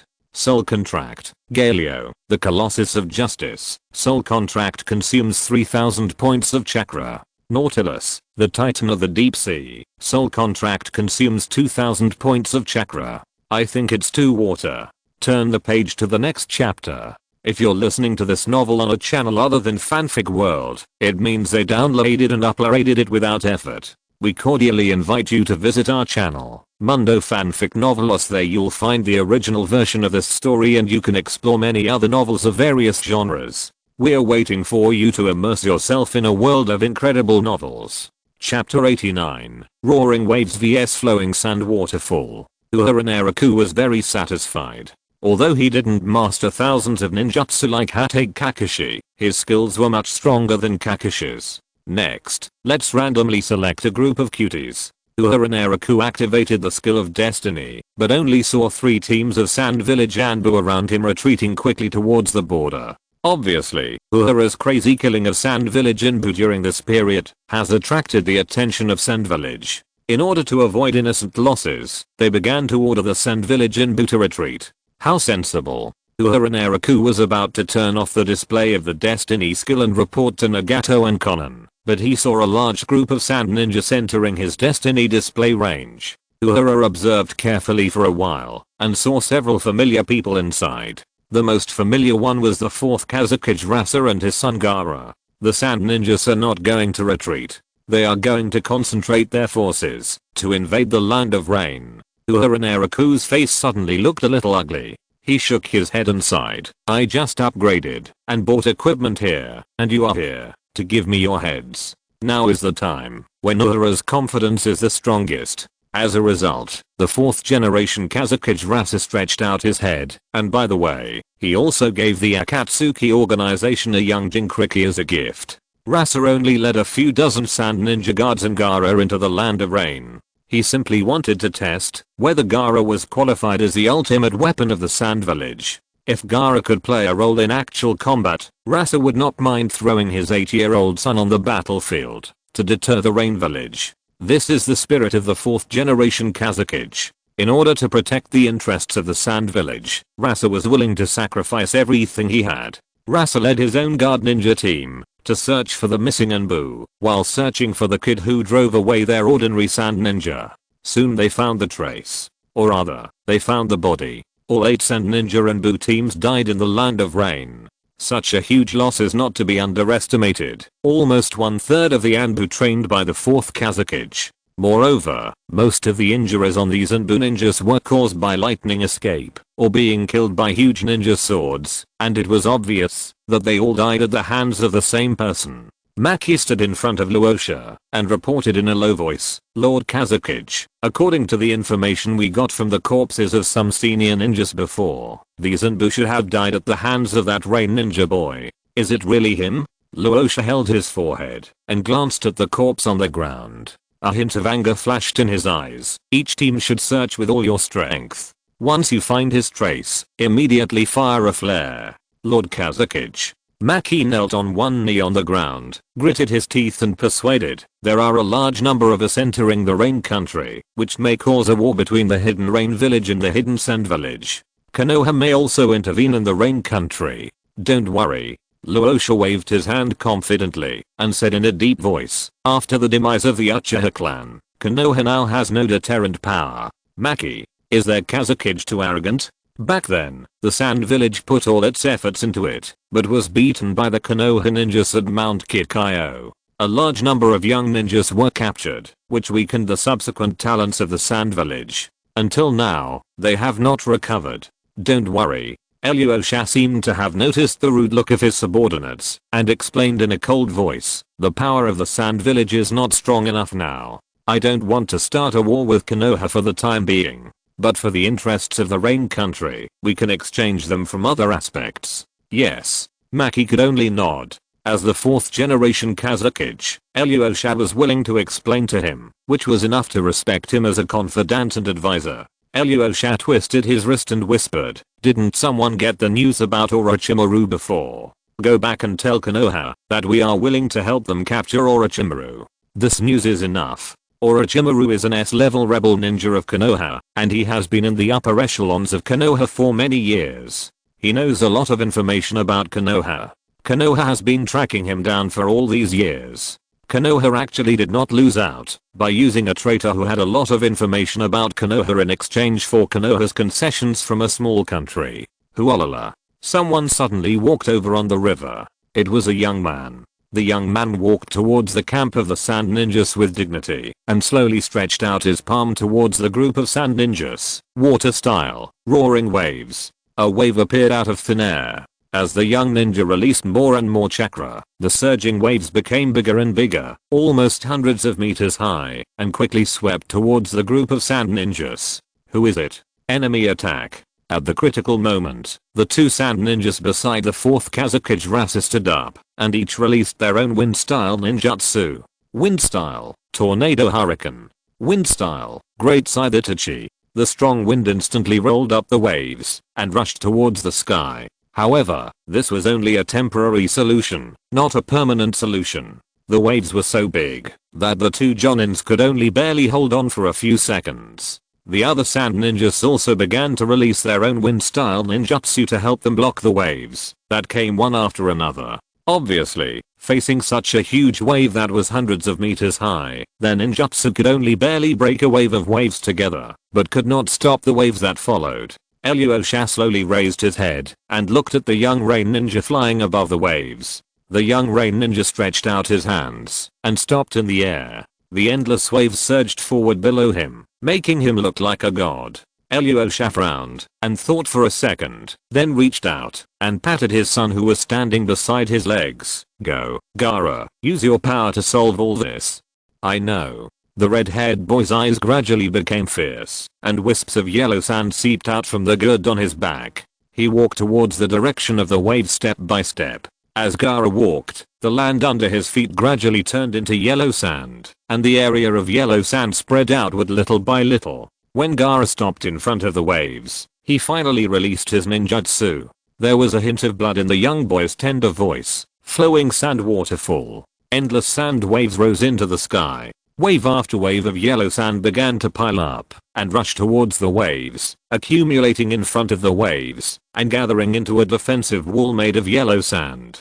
A group of sand ninjas retreated with ugly faces. When Gaara released the ninjutsu just now, he obviously didn't care about their lives. It seemed that he didn't mind burying them under the yellow sand. "Are you trying to kill us? At least look at your companions. You bunch of trash. Retreat." Gaara tilted his head slightly to look at them and said fiercely, "Don't hold me back, otherwise I will kill you too." Many sand ninjas looked at each other. He was obviously just an 8-year-old kid, but when he talked about killing his companions, it was as if he was stepping on an ant. No wonder this kid has always been unpopular. Interesting. Uehara Naraku in the air, chuckled and looked at Gaara below and said, "You actually used quicksand to resist the impact of the sea. You are really a stupid child." Just as Uehara finished speaking, a higher wave suddenly broke through the wall of yellow sand, and the boundless sea water flooded towards the sand ninjas again. This was a roar of angry waves that consumed a standard cage level chakra. How could it be blocked so easily? Chapter 90. Be my son. Huge waves rolled down. Gaara's body seemed insignificant. A trace of fear flashed in his eyes. He quickly tried to control the yellow sand under his feet to escape. Standing in the distance, Ilyusha stopped him loudly. "Gaara, don't run away. Use all the strength in your body to summon the monster Shukaku." Gaara stopped trying to escape.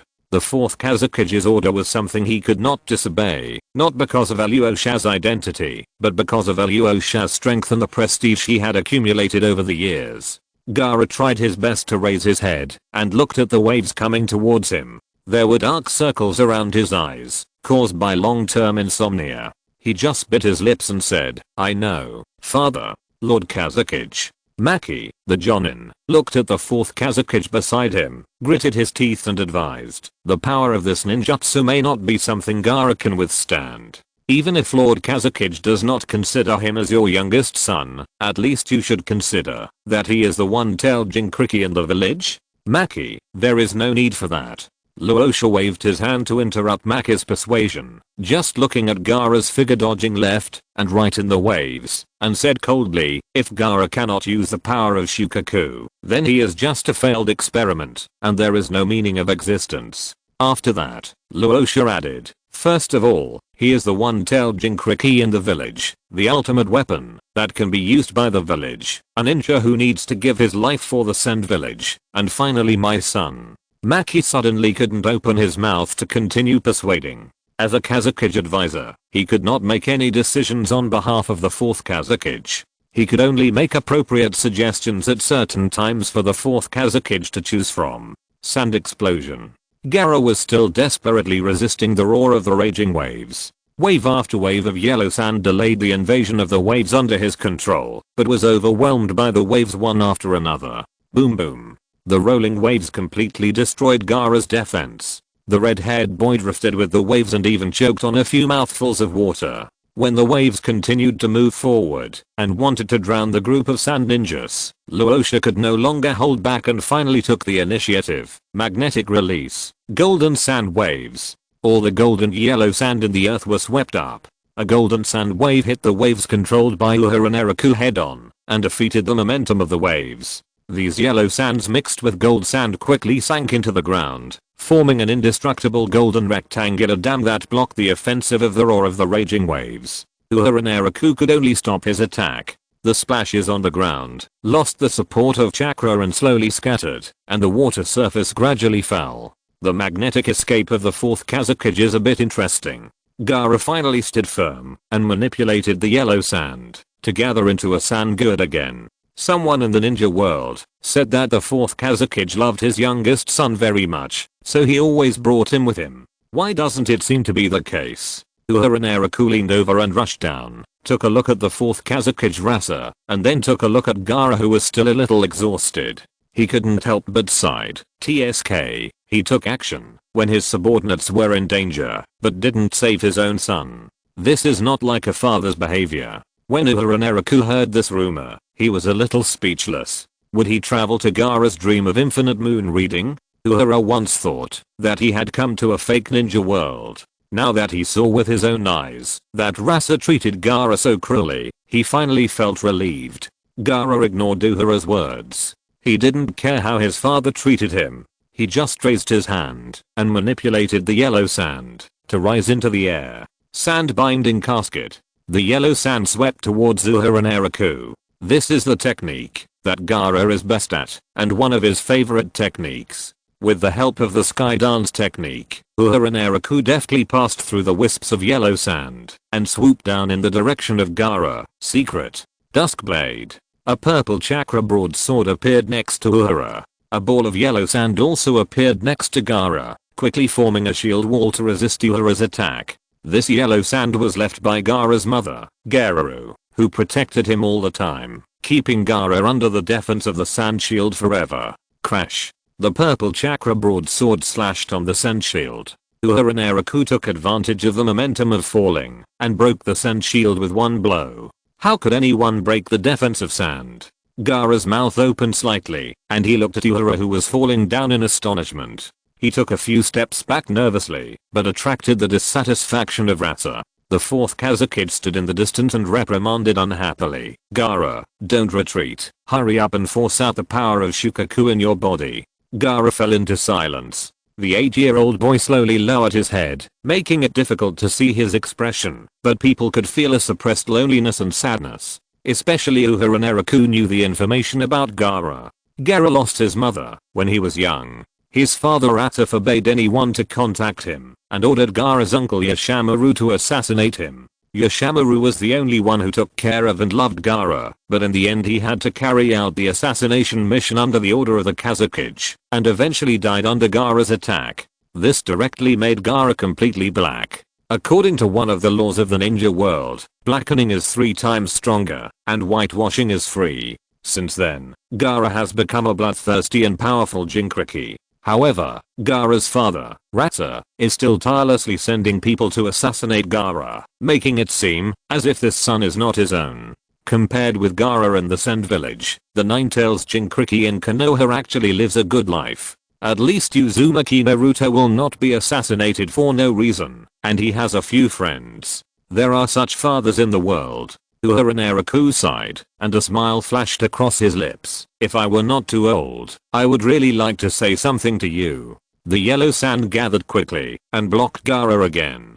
The red-haired little boy poked his head out from behind the defense of the sand shield. His fierce eyes were somewhat restrained, and there was a hint of curiosity. What do you want to say? Well, be my son. Uehara Naraku suddenly stretched out a hand. After Uehara finished this strange action, he touched his chin and said, "Little guy, do you think I'm friendly when I say this? I want to kill you."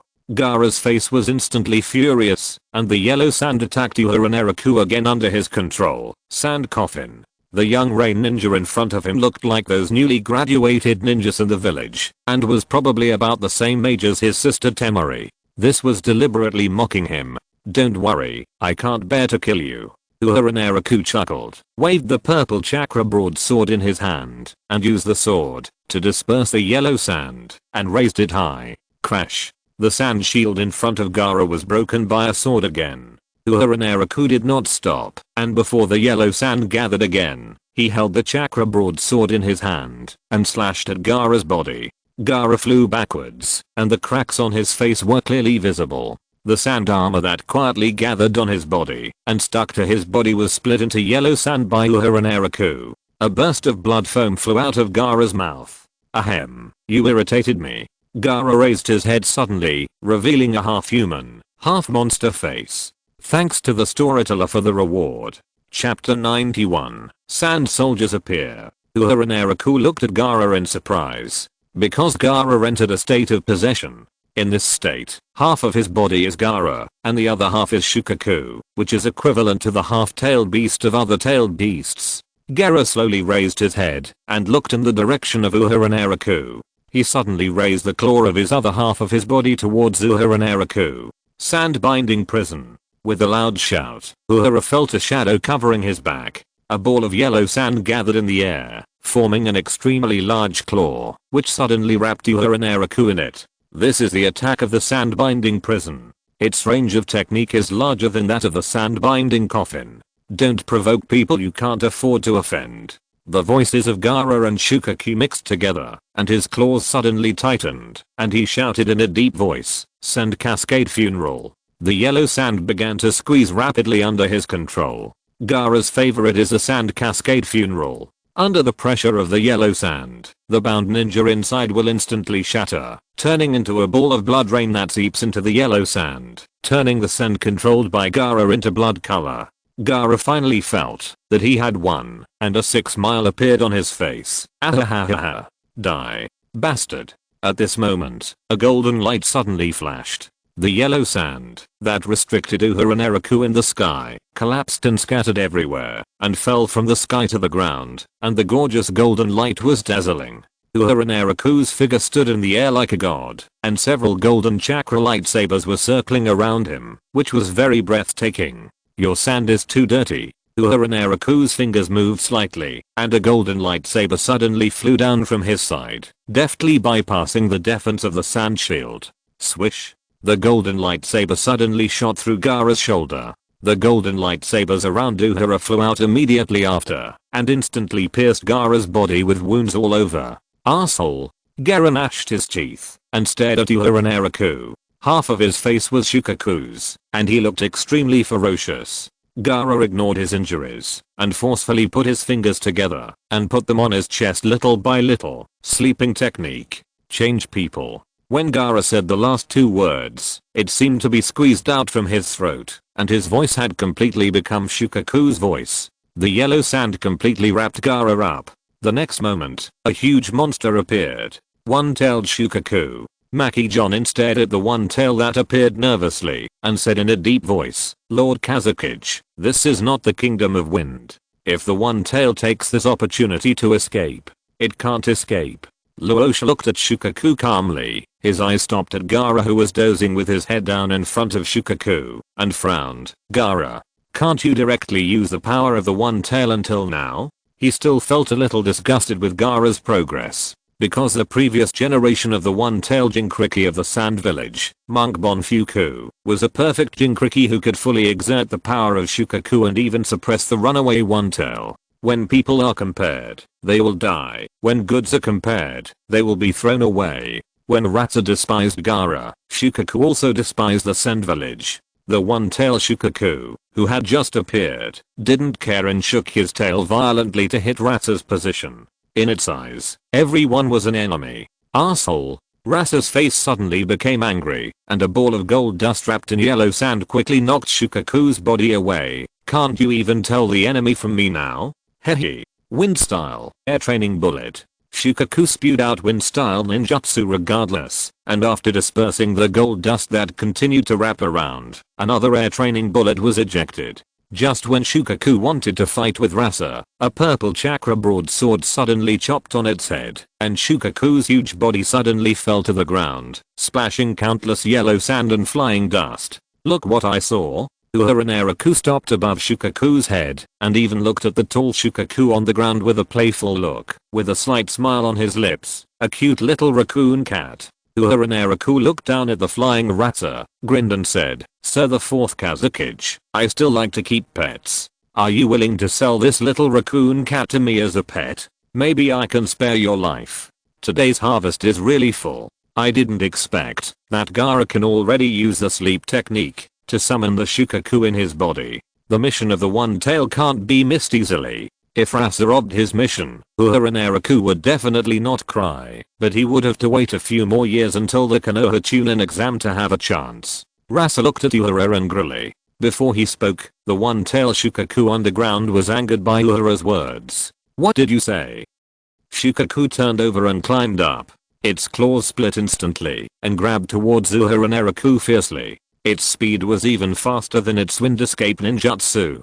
Uehara waved his purple broadsword and defeated the flying claws. His life energy was not weak at all now. Uehara Naraku threw out his chakra broadsword and manipulated the wooden man to drop suddenly and nailed Shukaku hard. Seeing Shukaku screaming in pain, Uehara put a finger to his mouth. Shh, a naughty little raccoon cat will be abandoned. The anger on the face of the one-tailed Shukaku became even stronger. It was the first one to be thrown into the Kingdom of Wind by the Six Paths Sage. When the Six Paths Sage left the Kingdom of Wind, the nine-tailed fox laughed at it. Although the nine-tailed fox laughed at Shukaku, the Six Paths Sage soon threw him to live alone in the Kingdom of Fire. Little brat, I'm going to tear you apart. As a pet, you have to learn to be a little bit obedient. As Uehara Naraku spoke, his eyes changed, and he thrust his hands out in the direction of Shukaku. Two streams of chakra quickly gathered into Shukaku's brain. Illusion. Wordless fear. Wordless fear can use chakra to condense a nightmare. In 2 seconds, the one-tailed Shukaku will experience the most horrifying thing in its life. This time is enough for Uehara to find a way to defeat it. Rasa looked at Uehara Naraku in surprise. After releasing the wordless fear, Shukaku on the ground quickly fell into a deep sleep. His eyes suddenly became hot. This technique can easily suppress the tailed beast. If they had this technique in the Sand Village, they would not have to spend any money to easily suppress the runaway Shukaku, and they would never have to worry about the trouble of the Jinchuriki again. 2 seconds later, Shukaku woke up from his fear and suddenly let out a thunderous roar towards the sky. Kuroma, you bastard, I will tear you apart sooner or later. Boom. Secret technique. Shadow binding. Uehara Naraku's body slammed into Shukaku, and the one tail was knocked to the ground without any resistance. Perhaps because Gaara's head touched the ground and woke up, Shukaku's body gradually began to shrink into Gaara's body. Uehara looked at Gaara on the ground, showing a harmless smile and gently pinched his wrist. Side quest, defeat the one-tailed Shukaku. 1/1. The quest is completed, and the reward skill Sand Soldier appears. Sand Soldier appears. Summons a sand soldier in the target area.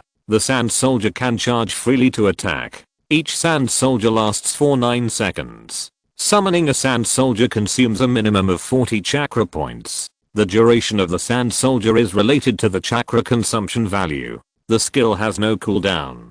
Thanks to Big Bad Wolf High for the reward. Chapter 92. You can't be the leader of the Hidden Rain Village. Interesting. The 4th Kazakage Rasa watched Uehara Naraku's fight, clapped his hands, and praised him. You are worthy of being the new generation of genius ninja of the Hidden Rain Village. Just the smooth fight just now has the qualification to succeed Mr. Hanzo as the leader. What are you talking about? Uehara Naraku glanced at Rasa speechlessly and couldn't help but spit and sarcastically said, Mr. Kazakage, have you heard of my name? Rasa's blood boiled when he heard it, and he felt that Uehara couldn't speak. Rasa was very reluctant to praise his enemies. Facing a genius ninja like Uehara, his praise just now was not without scheming. Because Rasa knew very well that the inheritance system of small ninja villages was a family hereditary system, which was not like the big ninja villages that had a bit of master-disciple inheritance. The Uehara Naraku in front of him was not wearing the protective mask unique to the Salamander clan. Obviously, he was not a member of Hanzo's clan, and he would definitely not inherit the position of the leader of the Hidden Rain Village. As long as Uehara Naraku denies that he is not qualified to inherit the Hidden Rain Village, Alyosha will take advantage of the situation to tempt Uehara Naraku to defect and join their Hidden Sand Village. After all, this kid has already demonstrated his exploitable value. How can an ordinary ninja from a small country's ninja village compare to a position in one of the 5 major countries' ninja villages and the training resources that can be obtained? The problem is that Alyosha doesn't know that Hanzo of the Salamander is dead, and he doesn't know what Uehara Naraku is thinking recently. Nagato and Conan designated him as the only heir to the Hidden Rain Village. Uehara is worried about this kind of thing. And even if he really defected, he would definitely look down on the Hidden Sand Village. Which idiot who becomes a rebel ninja would be willing to join a bloodline ninja who betrayed his village and surrendered faster than anyone else in the Hidden Sand Village? I haven't heard of your name. Isn't it because you acted so swiftly and killed many Enbu in our village? Alyosha's face gradually turned cold. He no longer concealed his covetousness for Uehara and said bluntly, let me be frank. A genius ninja like you can't stay in the Hidden Rain Village for long.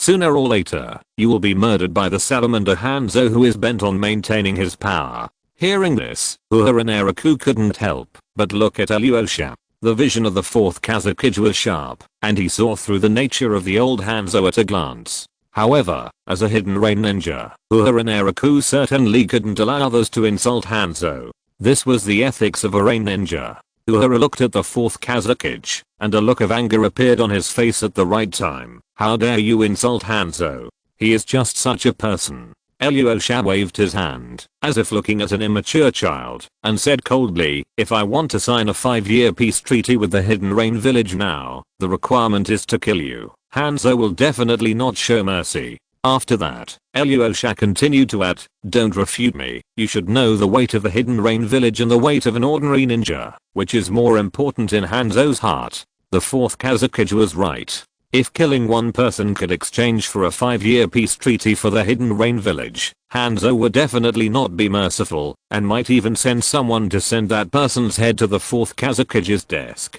It's a pity that he was facing Uehara Naraku, a person who killed Hanzo with his own hands. Now Uehara Naraku has no problem walking sideways in the Hidden Rain Village. The 4th Kazakage Rasa looked at Uehara's face and revealed his foxtail. Leave this weak country and join the Sand Village. Only the Sand Village can accommodate your talent. I will provide you with enough resources and money. Just you? Uehara Naraku showed a hint of sarcasm on his face. Who is the 4th Kazakage Rasa? He doesn't know who he is? This guy is a Kazakage who betrayed the Burning Release Leaf Kangura to vent his anger to the Mist Village in exchange for humiliating peace. Uehara Naraku smiled lightly, and a purple chakra broadsword floated beside him. He said, and as long as I kill you now, you will definitely not be able to let Hanzo-sama betray me, right? Don't you understand what I mean? Alyosha frowned again, and he said with an ugly face, even if I don't exist, you will be murdered by Salamander Hanzo sooner or later. The Hidden Rain Village is not a place for a genius. No.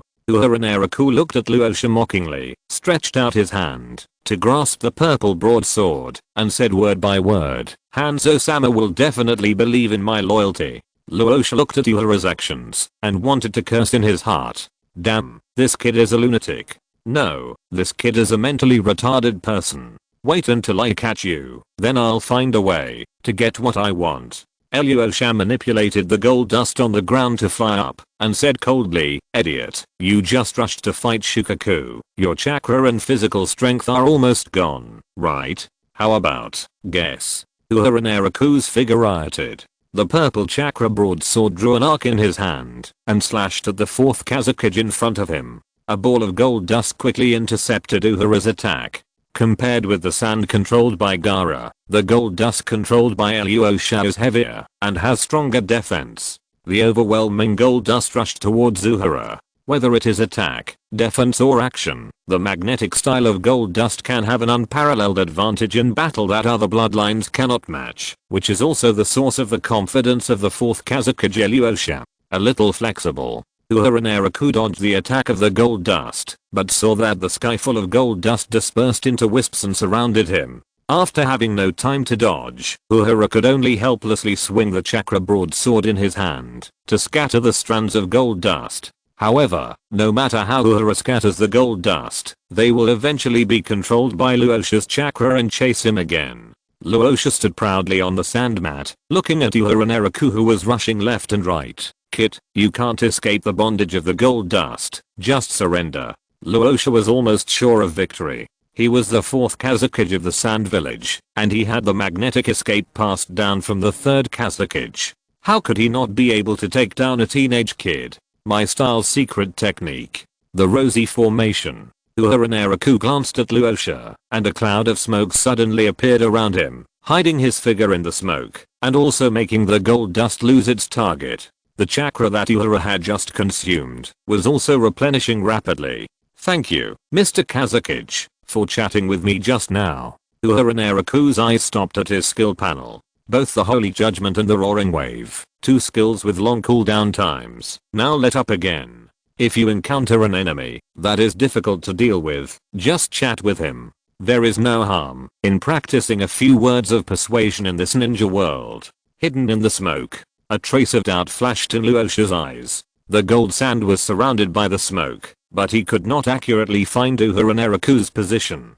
Luosha instantly discovered the strangeness of the smoke. The smoke array released by Uehara was even more exquisite than the mist hidden art of the Hidden Mist Village, and it could perfectly hide the position of people. Humph, then I will let the gold sand surround the entire smoke. The gold sand in the sky quickly gathered around the smoke, and under Luosha's control, it formed a sphere, and the gold sand quickly penetrated into the smoke. At this moment, a purple energy ray penetrated the gold sand. This purple energy ray was like cutting the gold sand sphere into pieces. The fourth Kazekage Luosha was also caught off guard, and was hit by the purple energy ray. A burning sensation appeared in the area touched by the energy ray. At this moment, a palpitation emerged in Luosha's heart. Luosha even felt that he would be wiped out in that second.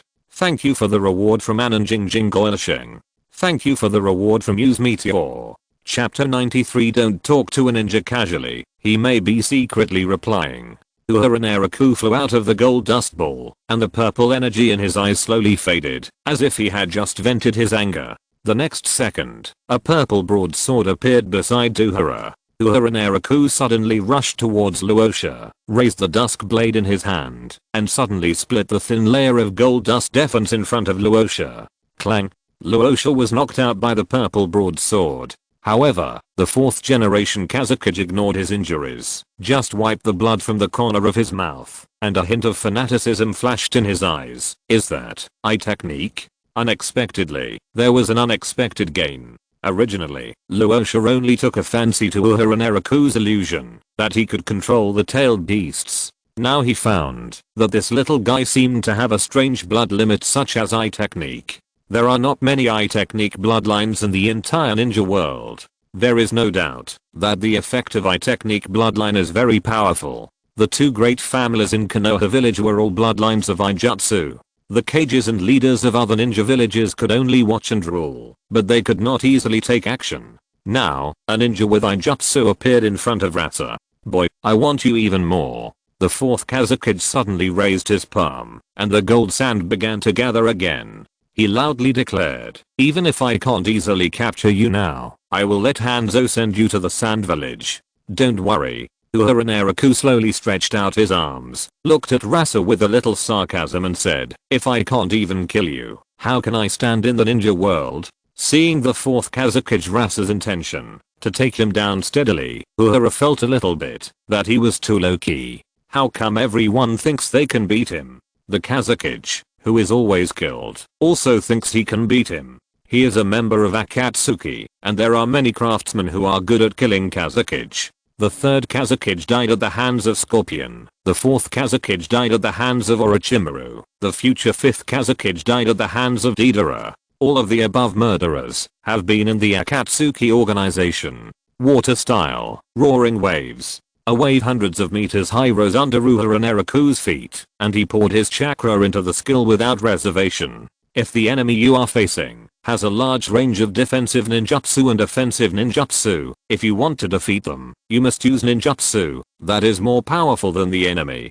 If you use the 10,000 Thunder Prison Induction, the power of hundreds of thousands of lightning bolts falling in batches may not be able to break the defense of the gold sand, which is far less powerful than the roaring waves. The roaring waves now are enough to destroy a ninja village. Even a high mountain will be destroyed by this wave of waves. At this moment, the fourth Kazakage Rasa's face finally changed color. Alyosha looked at the waves that were still rising, and a drop of cold sweat appeared on his forehead. Even the Mizukage of the Hidden Mist village may not be able to use this level of water-style ninjutsu. Huh, Mizukage? Uehara Naraku thought of Yagura who died under his hands, and laughed loudly. The strongest water-style ninja in the ninja world is not the Mizukage of the Hidden Mist village. After Uehara Naraku finished speaking, his two palms suddenly turned over.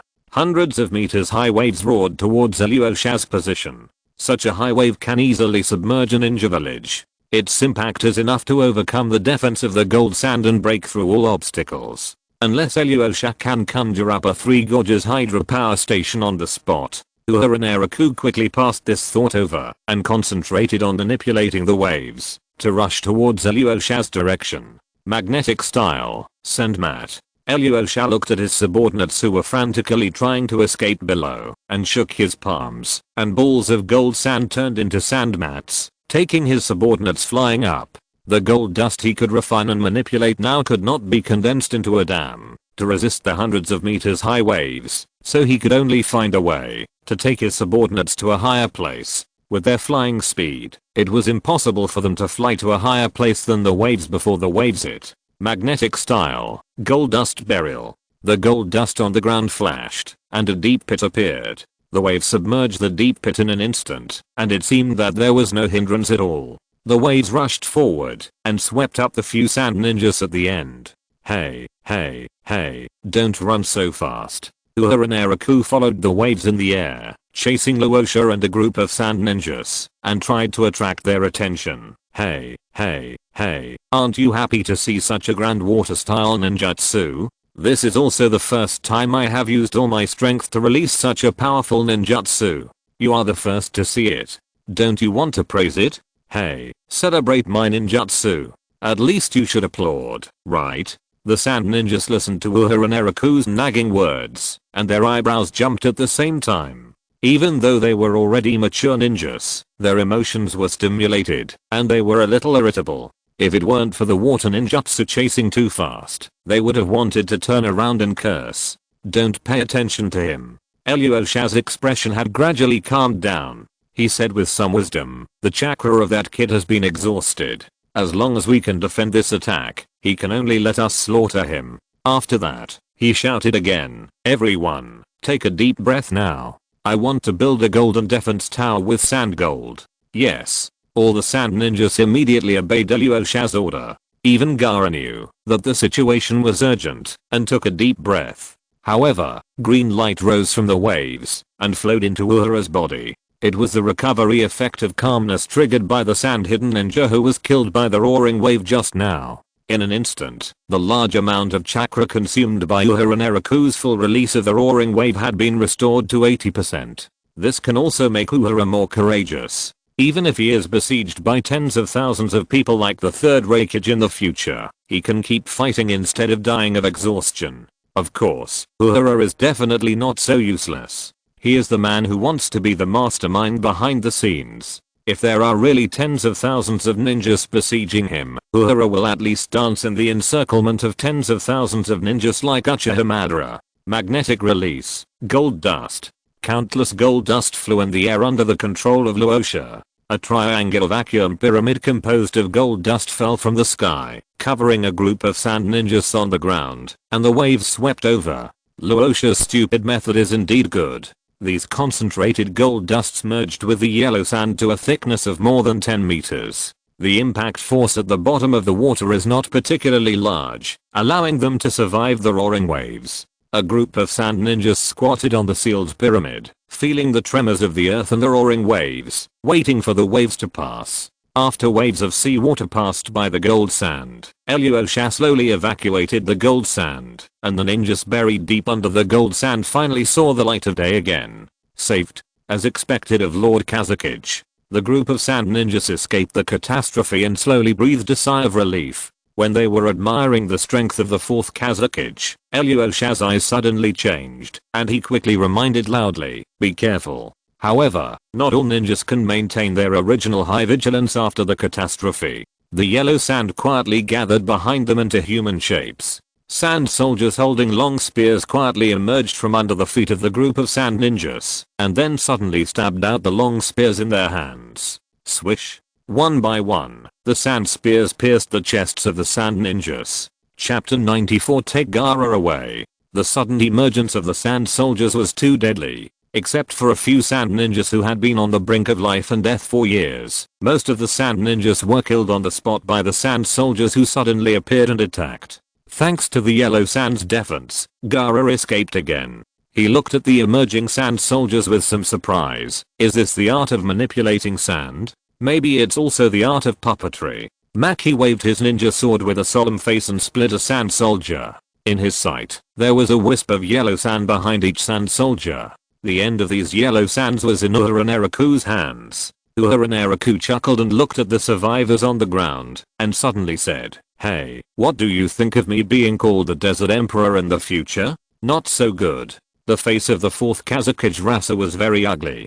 He spent chakra to create a pyramid of sand gold to save the lives of his subordinates in that tsunami just now. Unexpectedly, they had just escaped the life and death crisis from that tsunami, and these subordinates were easily killed by Uehara Naraku's sneak attack. Well, is it because my name hits a sore spot for you? Uehara Naraku hammered his palms, and when he saw Luosha suddenly realized something. A trace of contempt and disdain appeared on the corner of his mouth. No, it's because you guys are too backward, and don't know what the emperor means at all. What a stubborn kid. Luosha flew into the air on the sand mat under his feet, and a ball of gold dust turned into a golden spear under his control. Magnetic release. Gold dust spear.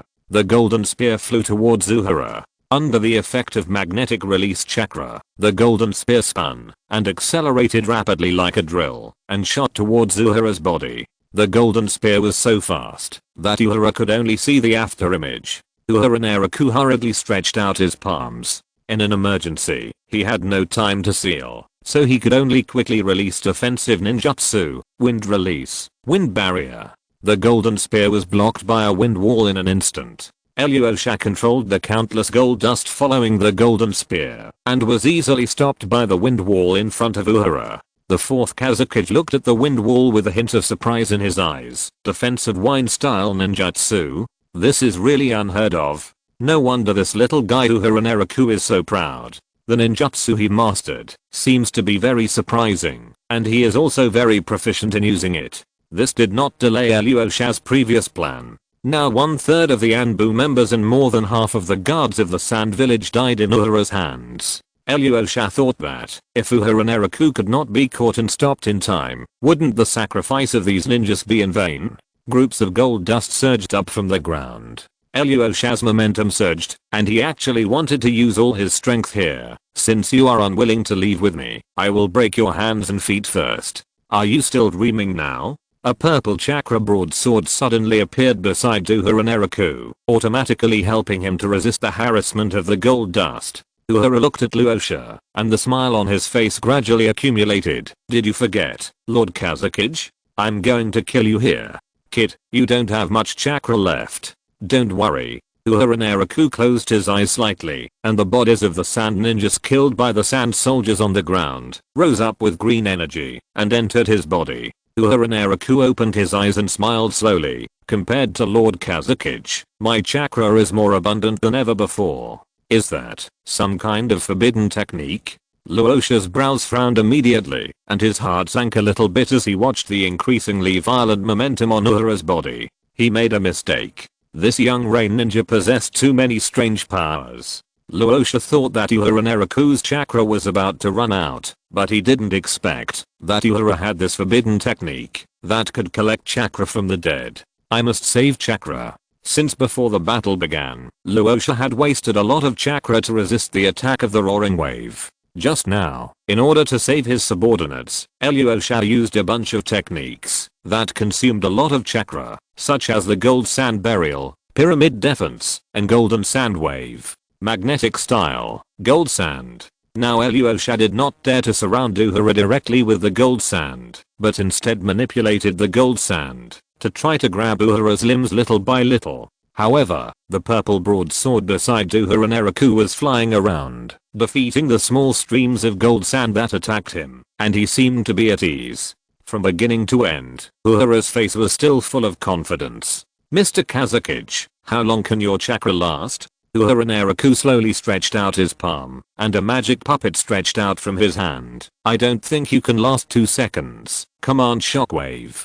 The magic puppet suddenly opened. A twisted huge force appeared in everyone's sight.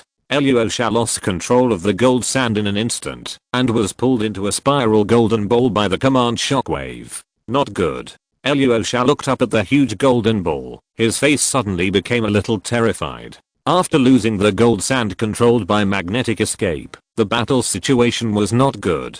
The only thing that could give Alyosha confidence was his magnetic escape ninjutsu.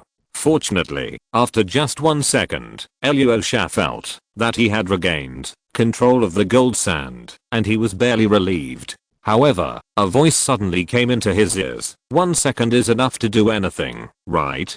Alyosha turned his head suddenly, but saw a residual image appear in front of him, and then a purple broadsword hit his chest heavily. Alyosha fell from the air. Even though he hurriedly used the sand pad under his feet to turn into a defensive gold sand to block his chest, he was still hit unstoppably. What made Alyosha even more terrified was that one card after another flew down from Uehara Naraku's palm and shot towards his position. Boom. A burst of fireworks exploded in the sky. The few survivors looked at the fourth Kazakage falling from the sky in fear. Alyosha's body was covered with bloody wounds. Maki looked at this scene in disbelief, frowning tightly. Mr. Kazakage actually lost. Alyosha did not answer. The fourth Kazakage struggled to get up. His magnetic style of gold sand was inexplicably confiscated for a second, and then in the second, he was knocked to the ground by Uehara's sword. The battle is not over yet. Uehara Naraku slowly stretched out his palm and aimed at Alyosha's direction.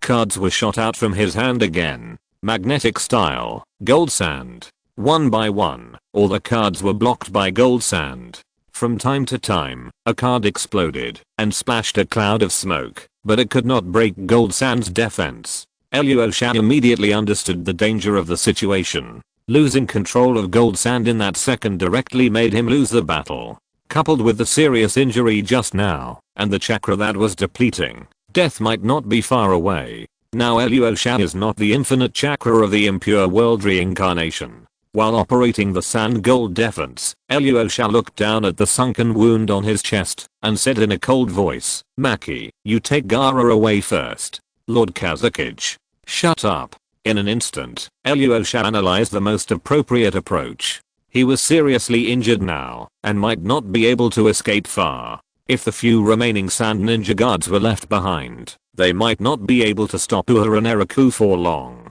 unexpectedly, just trying to test whether Gaara could successfully use the one tail almost caused them to be wiped out here. Ilyusha turned his head to look at Gaara, looked at his son expressionlessly and said loudly, "The last order of the Kazakage, take Gaara back to the village. Please vote for recommendation." Chapter 95 Rookie Ninja Uehara Naraku. Rasa's choice was not wrong. If Gaara fell into the hands of this young Rain Ninja, Uehara would have enough ways to subdue the one tail, and the situation of the sand village would not be very good at that time. Before he died, Rasa seemed to have finally seen his fate clearly, and he burst out with unprecedented strength. Everyone present knew that it would be difficult for Rasa to survive. There was a dent in his chest, and blood had seeped through his clothes. Magnetic release, gold dust realm technique.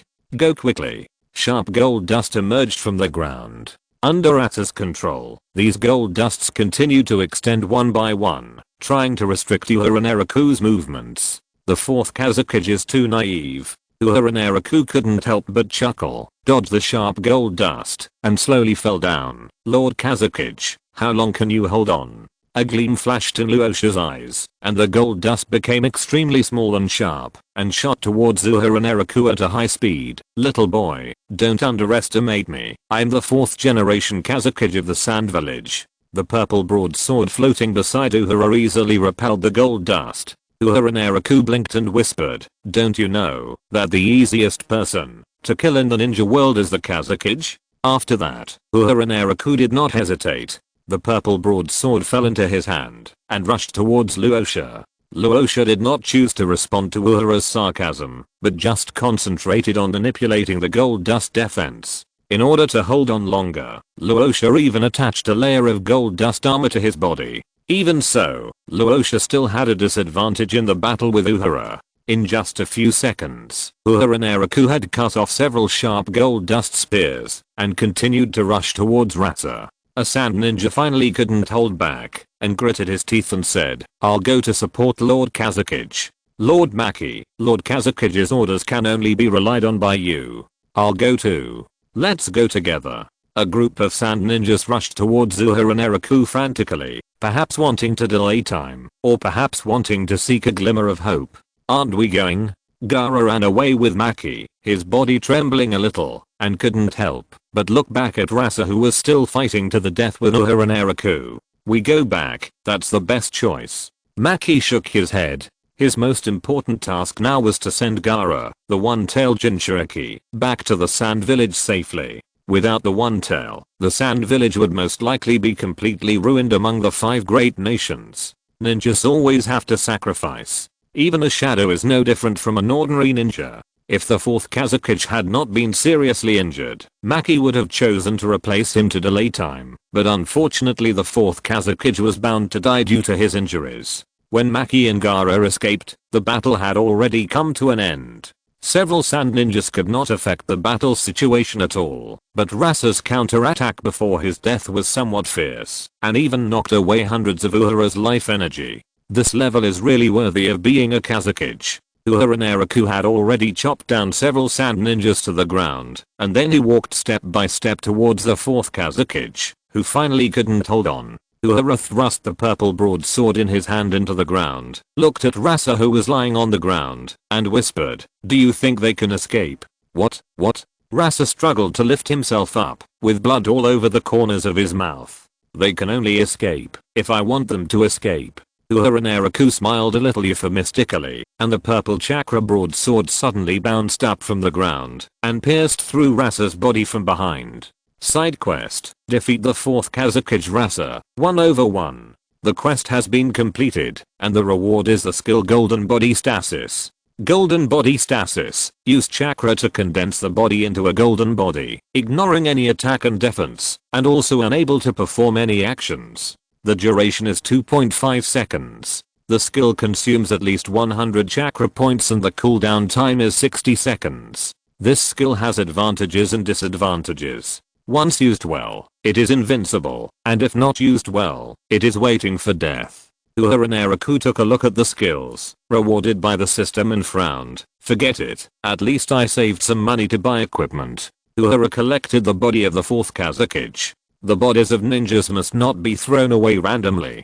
At the very least, their information will be dug out by others, and at worst, they will be stolen by Kabuto Yakushi and Orochimaru. As for the scattered gold dust, Uehara did not waste it. He used the command shockwave to gather a large amount of gold dust, but it was mixed with some soil and yellow sand, and he was not interested in dealing with it. Panning for gold is a delicate and troublesome job. Why not wait until you find an opportunity to give it to Kakuzu and let him pan for gold in it? This job won't be too difficult for the old man, right? If you think about it carefully, Kakuzu is over 80 years old. Now that the problem of Rasa has been dealt with, the next thing to do is to deal with Gaara's trouble. After catching them first, ask Nagato and Konan if they need to be taken back. Uehara also has to go to the oasis near the sand village to find a way to get the Jisei reincarnation technique in Chihiyo's hands. According to Uehara's guess, Nagato and Konan don't want to alarm the 5 great ninja villages for the time being to avoid arousing their vigilance.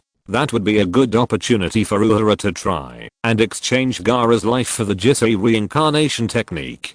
It's just that this thing is not easy to manipulate. How great it would be if he could fight when he was born with an illusion. Uehara can transform into a root ninja at any time, and any trouble he encounters can be thrown directly to Shimura Danzo. Let me see if fate favors you. Uehara Naraku quietly opened the fate skill, took a look at Maki and Gaara's escape route, and showed a trace of regret on his face. Is your luck so bad? The goddess of luck really wants you to die. Although due to Luosha's desperate resistance, Uehara wasted a little time and let them cross the border and return to the Kingdom of Wind. However, in the display panel of the Fade skill, according to Maki and Gaara's escape route, they are likely to run into a few people who are not easy to provoke. Scorpion of the Red Sand, Deidara, Orochimaru, Kabuto Yakushi. It should be Orochimaru and Kabuto Yakushi who appeared in the desert of the Kingdom of Wind, and Scorpion of the Red Sand happened to find his trace, so Scorpion and Deidara chased after him.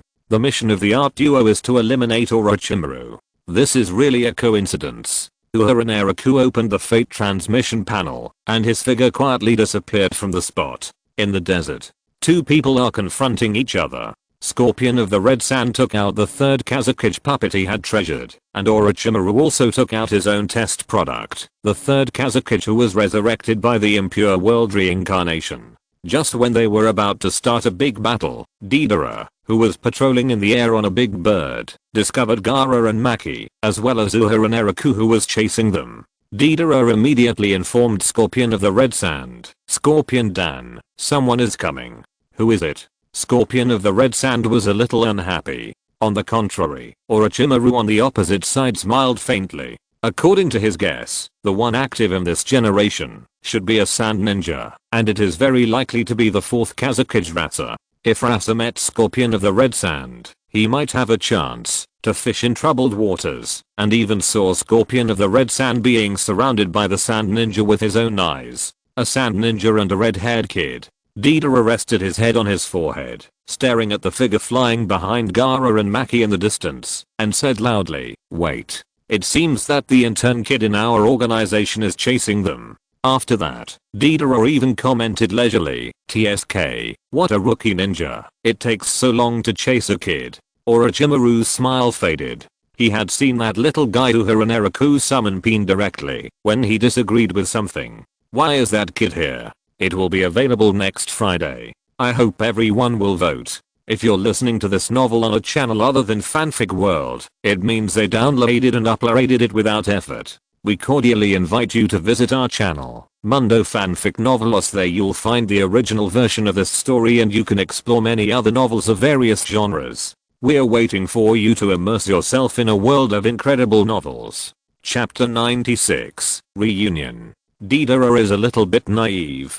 Uehara Naraku heard this guy despising him from a distance, and subconsciously frowned. Don't be too lively, it's easy to kill people. Is this your attitude as an intern towards a formal member? Deidara stepped on the giant white clay bad proudly, slowly flew to Uehara's side, hugged his shoulders and said, "If you are willing to beg me, maybe I will help you catch those 2 people on the ground." Intern. Uehara Naraku tilted his head. Is this Deidara still asleep? The last time they were next to the body of Hanzo of the Salamander, Deidara offended him and Konan with his words. To be honest, if Deidara was not a new member, the grass on his grave would probably have sprouted now. A person who was killed by Uchiha Sasuke in the future actually dared to provoke him? Shut up, Deidara. Scorpion stopped their conflict loudly. He knew the relationship between Uehara, Naraku and Konan, and Scorpion knew how much that woman doted on her little apprentice. He didn't want his new teammate to offend anyone.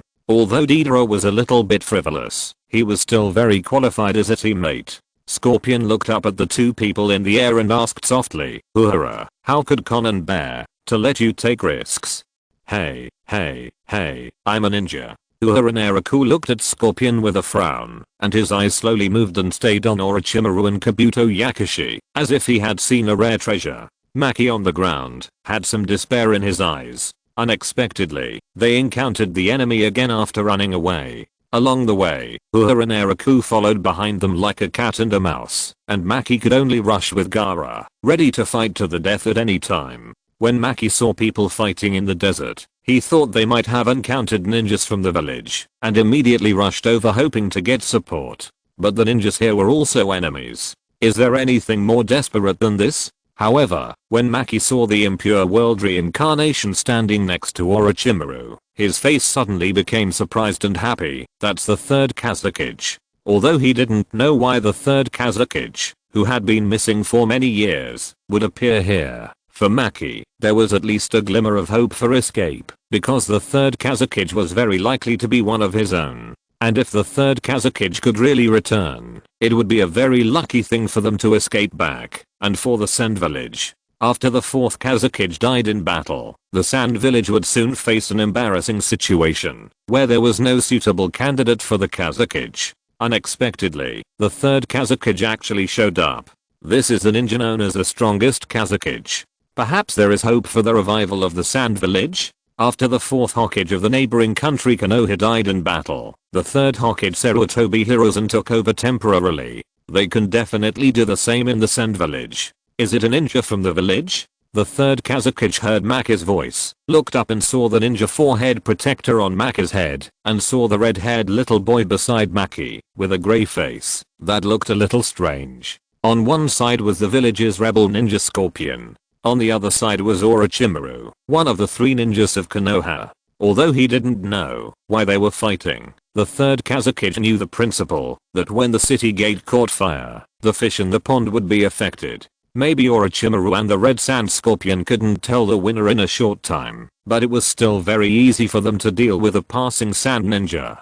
Orochimaru. The third Kazekage's eyes turned slightly, looking at Orochimaru and said, let's make a deal. I can stay under your control for the time being, but you have to help cover the sand ninja and his child to leave. Originally, the third Kazekage didn't want to get involved at all. But now that Maki and the children in the village were being hunted, he couldn't just stand by and watch. This is not easy. Orochimaru looked at the third Kazekage and said with reserve, but you must cover me and Kabuto and take them away from here. When he saw Uehara Naraku, Orochimaru didn't want to stay here at all. The experiment of impure world reincarnation still had the defect of being out of control. What if he met Pain? But the third Kazekage took the initiative to cooperate, so he could manipulate him. Orochimaru also wanted to see what kind of powerful fighting power the third Kazekage could exert after the impure world reincarnation. What if he had a chance to fight against Pain by relying on his immortal body?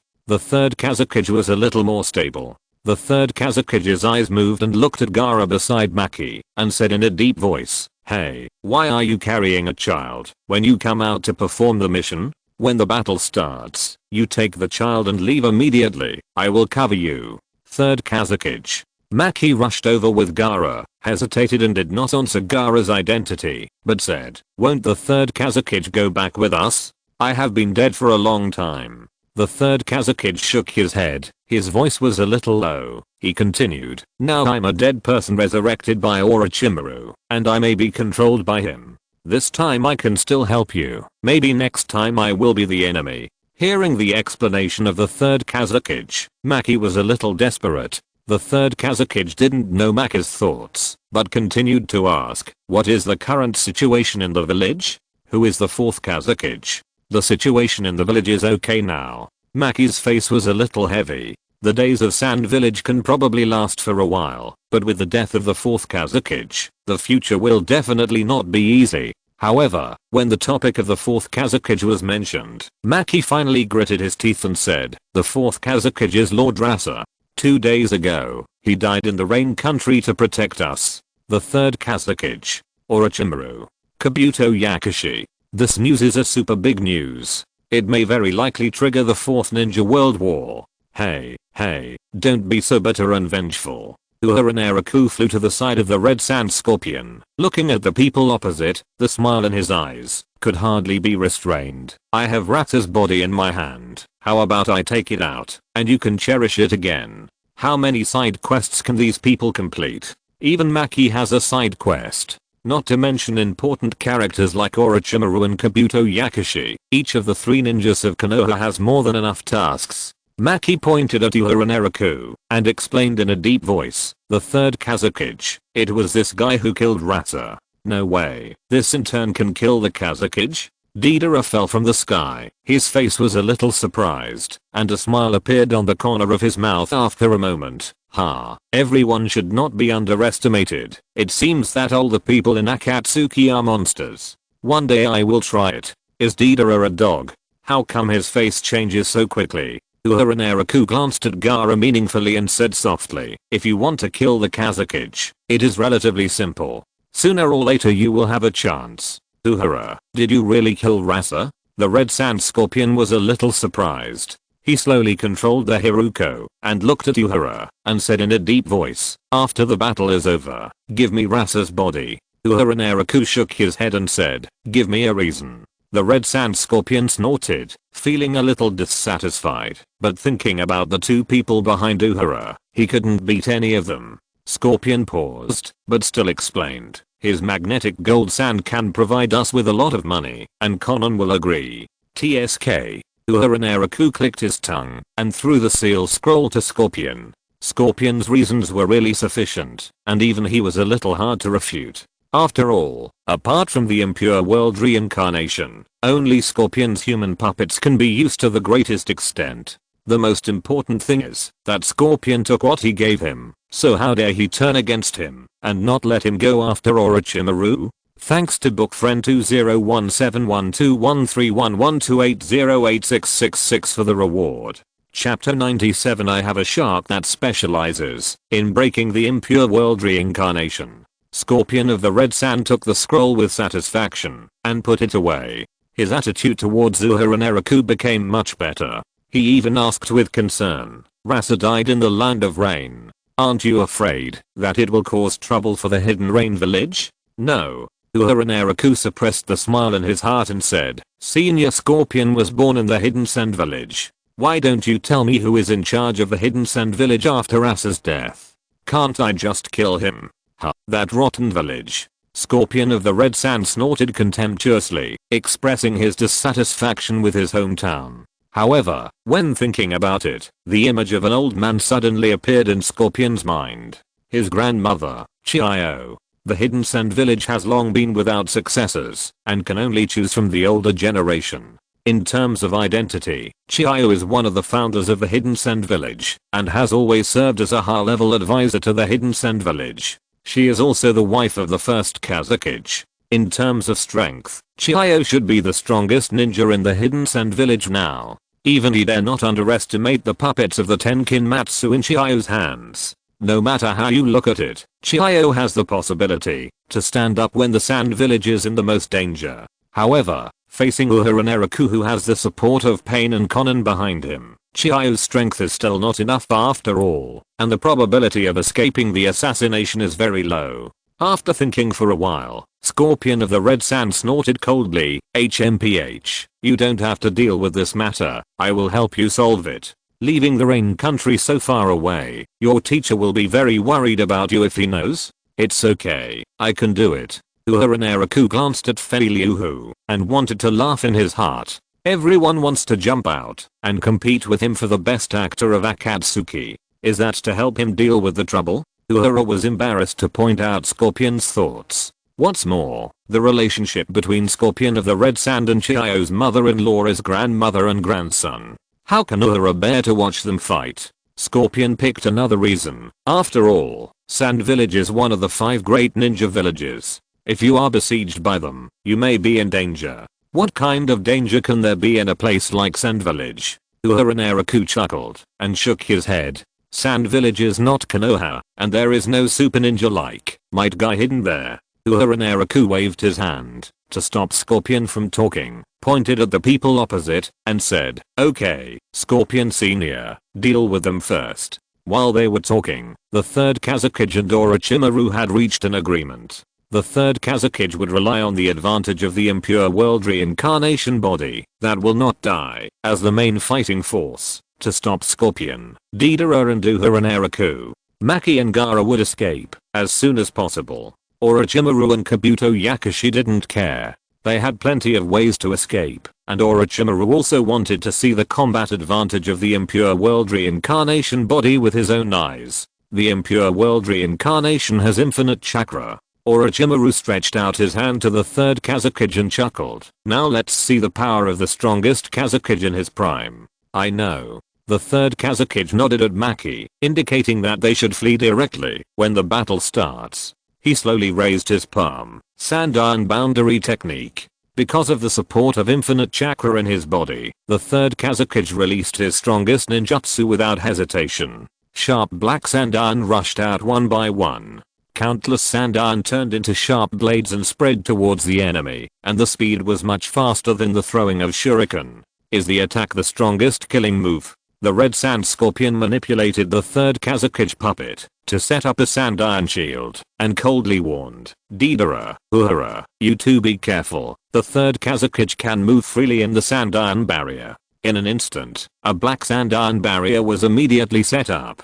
Maki took this opportunity to sneak out of the gap in the sandan barrier with Gaara. After the two men left, a sandan spread and fell again, completely closing the barrier. In this way, no one could chase them. Magnetic release, sandan wings. The 3rd Kazekage quickly flew over the barrier, and sandan wings quickly condensed around his body, with dense black feathers shooting out of the wings. Surprisingly, these feathers actually bypassed the defense set by Scorpion, and seemed to have a tracking function, flying towards Uehara and the others. The red sand scorpion could only hastily arrange the sandan defense. However, the enemy's attack was not over yet. A giant black triangular pyramid gathered in the air. The 3rd Kazekage took a deep look at the red sand scorpion and others, and waved his palm fiercely. Magnetic release, sandan gyro. The triangular pyramid spun, and fell down quickly. Whether it was the size or the characteristics of the ninjutsu, it seemed that there was a great possibility of destroying the sandan defense set by Scorpion. It's endless. Scorpion glanced at Uehara Naraku and Deidara, and said coldly, "If it weren't for you two." Deidara immediately waved his right hand angrily. "Scorpion, quickly remove the defense. Let me blow him to pieces with art." "Let me do it." Uehara Naraku quietly estimated the position of the 3rd Kazekage, and slowly began to make hand seals. By the way, the hand seals of the summoning technique are made like this, right? Scorpion. Deidara. What are the disciples of Konan sect? Why does it feel that Uehara Naraku is not proficient in summoning hand seals? Orochimaru saw Uehara Naraku's hand seals 1 second at the edge of the sandan barrier. This time he was not panicked, but rather a little amused. If you summon Pain, maybe I still have a chance to get a pair of Samsara eyes. Ninjutsu, summoning technique. Uehara Naraku's palm fell to the ground with a slap. But the ground was empty, and even the summoning seal did not appear.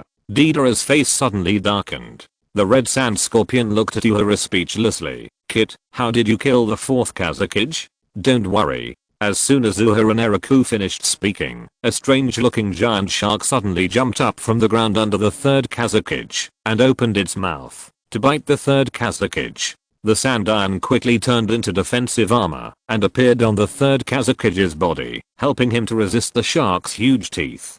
He did not take the shark seriously. The expectation and tension on Orochimaru's face disappeared immediately, and he said boredly, "I thought he would summon Pain, but I didn't expect to use an ordinary shark to deal with the 3rd Kazekage. This level of summon beasts can't even be called a conditioning product.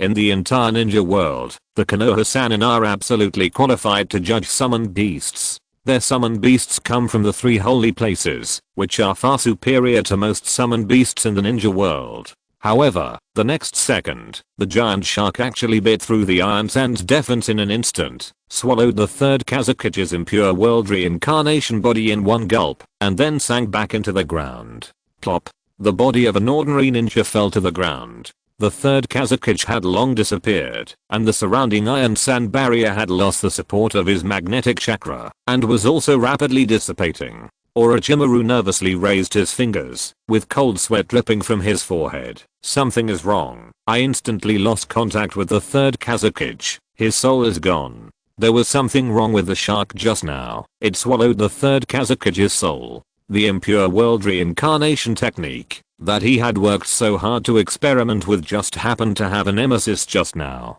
Isn't this a pitfall for him? Thanks to Zyrocheo for the reward. Chapter 98. You are still too young.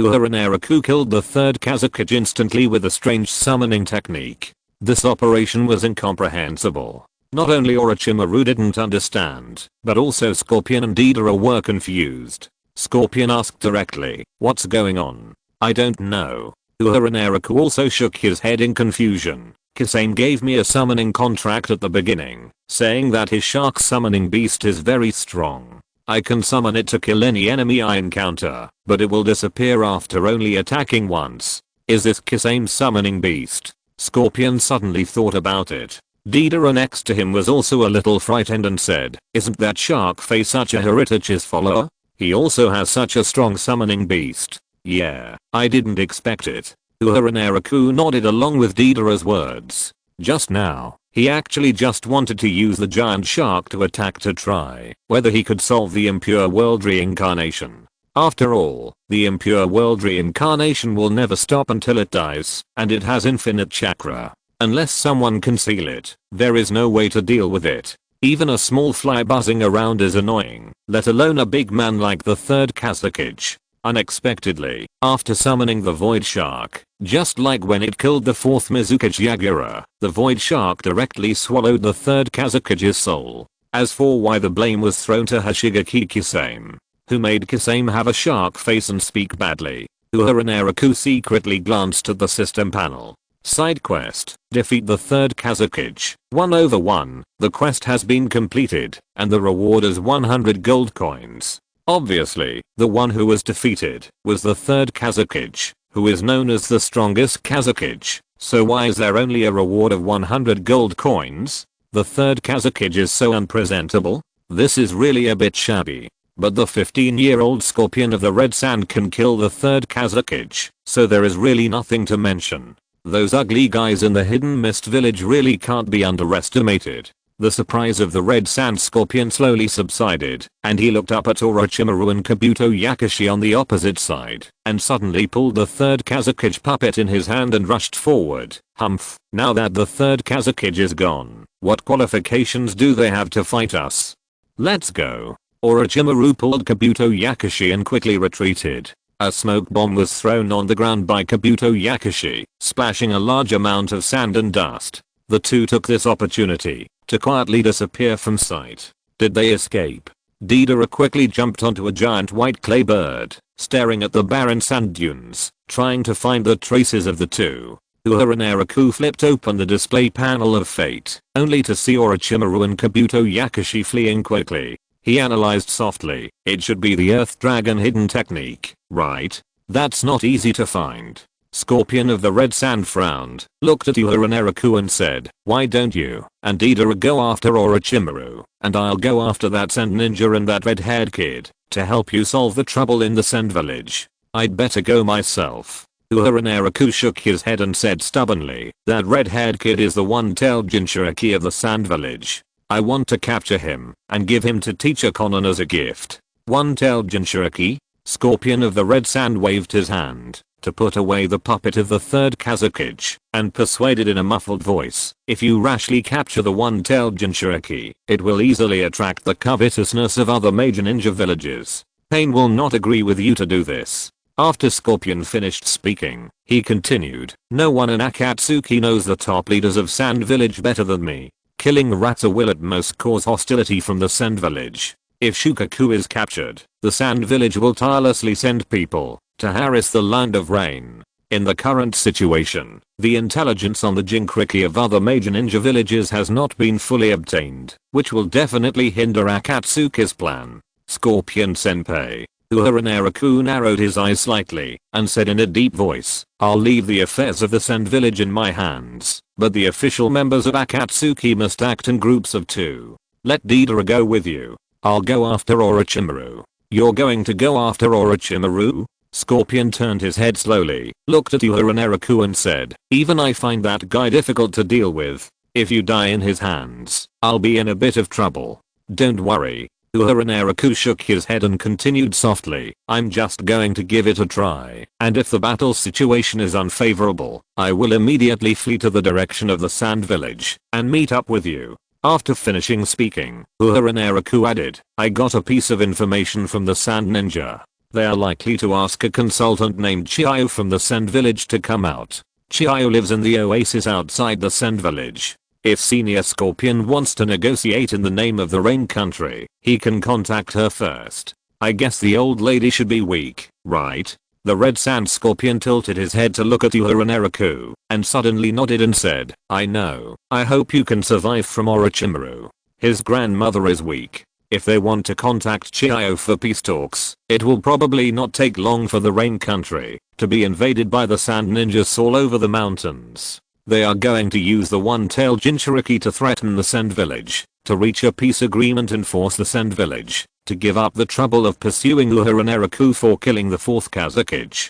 If it was an ordinary Sand Village high-level person, it would be fine, but Grandma Chiyo is the most stubborn ninja in the Sand Village. As one of the founders of the Sand Village, Chiyo has never been weak to the outside world. She has always implemented the principle of fighting violence with violence. At worst, the Sand Village will be broken up, and at worst, they will just have to eat sand and drink northwest wind in the Wind Country again. Uehara is really too young. Scorpion of the Red Sand already has a plan in mind. What he has to do next is to first detain the one-tailed Jinchuriki of the Sand Village, and then use the spies he has planted in the Sand Village to let the spies propose that the Sand Village high-level officials should put the overall situation first and give up pursuing the Rain Village to avoid causing greater losses. According to Scorpion of the Red Sand, if his grandmother Chiyo came out of the mountain at this critical moment, his great-uncle Ibizo would definitely follow. Ibizo would definitely agree to this more rational proposal. The group separated, and Uehara Naraku left them, and went to hunt down Orochimaru alone. Scorpion of the Red Sand looked at Uehara Naraku's figure flying away, put his hands together to form a hand seal of the phantom body technique, and injected chakra into his ring. On the other side, Tendo Pain received the message. After a while, the phantom figures of Tendo Pain, Conan, Scorpion and Deidara appeared in a secret room. Conan asked in confusion, Scorpion, what's the matter? There's a little problem. Scorpion briefly reported the situation, including that Uehara Naraku killed the 4th Kazekage, tried to capture the one-tailed Jinchuriki, and that he was about to go to the Sand Village to deal with the trouble left by Uehara. After Scorpion finished talking about everything, he added, I'm a little worried that he will go after Orochimaru alone, but that brat Uehara is determined to do so. Don't worry. After listening to this, Tendo Pain nodded and said, thank you for your hard work in solving the troubles in the Sand Village.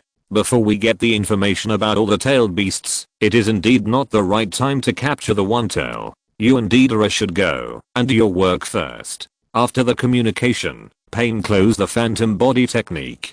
Deidara looked at the Red Sand Scorpion with some confusion. Scorpion, you are very worried about the intern. Humph, you are still too young. The Red Sand Scorpion shook his head and manipulated the Feliu Amber to climb onto Deidara's clay giant bird. That kid gave me an expensive material after all. But that kid is a little too strong, and he wants to become a formal member of Akatsuki. But the most important thing he should do now is to return to the Rain Country and ensure his own safety. After all, Orochimaru is not something he can easily solve. Thank you for the reward from Zanhang Jianmo.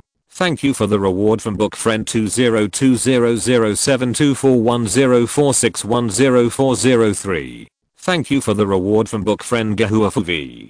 Thank you for the reward from book friend I'm sleeping in my dream. Thank you for the reward from book friend Wan Shijiksa Wenshikayan. Thank you *NDY1997.QDCN for the reward. Thank you. Everyone have a nice weekend. Chapter 99. The child has grown up. While Scorpion lamented that Uehara, Naraku and Deidara were too young, Uehara Naraku was lamenting that Scorpion was too old and couldn't think straight. Originally, hunting down Orochimaru was Scorpion's task, and he didn't want anyone to interfere, even his teammate Deidara. As a result, Uehara mentioned a few issues of the Sand Village and simply tested it. However, Scorpion seemed to have really taken the bait. Perhaps Scorpion was worried that his grandmother would provoke the Akatsuki organization, so he took the initiative to take over the trouble of the Sand Village and agreed to Uehara's pursuit of Orochimaru alone. Obviously, for him, Chiyo is undoubtedly more important than Orochimaru. When his relatives might be in danger, Scorpion was obviously a little uneasy, and he was worthy of being the first member of the Akatsuki organization to let the enemy go. After all, Chiyo raised him up and taught him puppetry. Even the recognized strongest puppeteer, Scorpion, has always called his grandmother the strongest puppeteer. Family affection is indeed more important than anything else for Scorpion. Maybe I can use Chiyo to gather Scorpion of the red sand.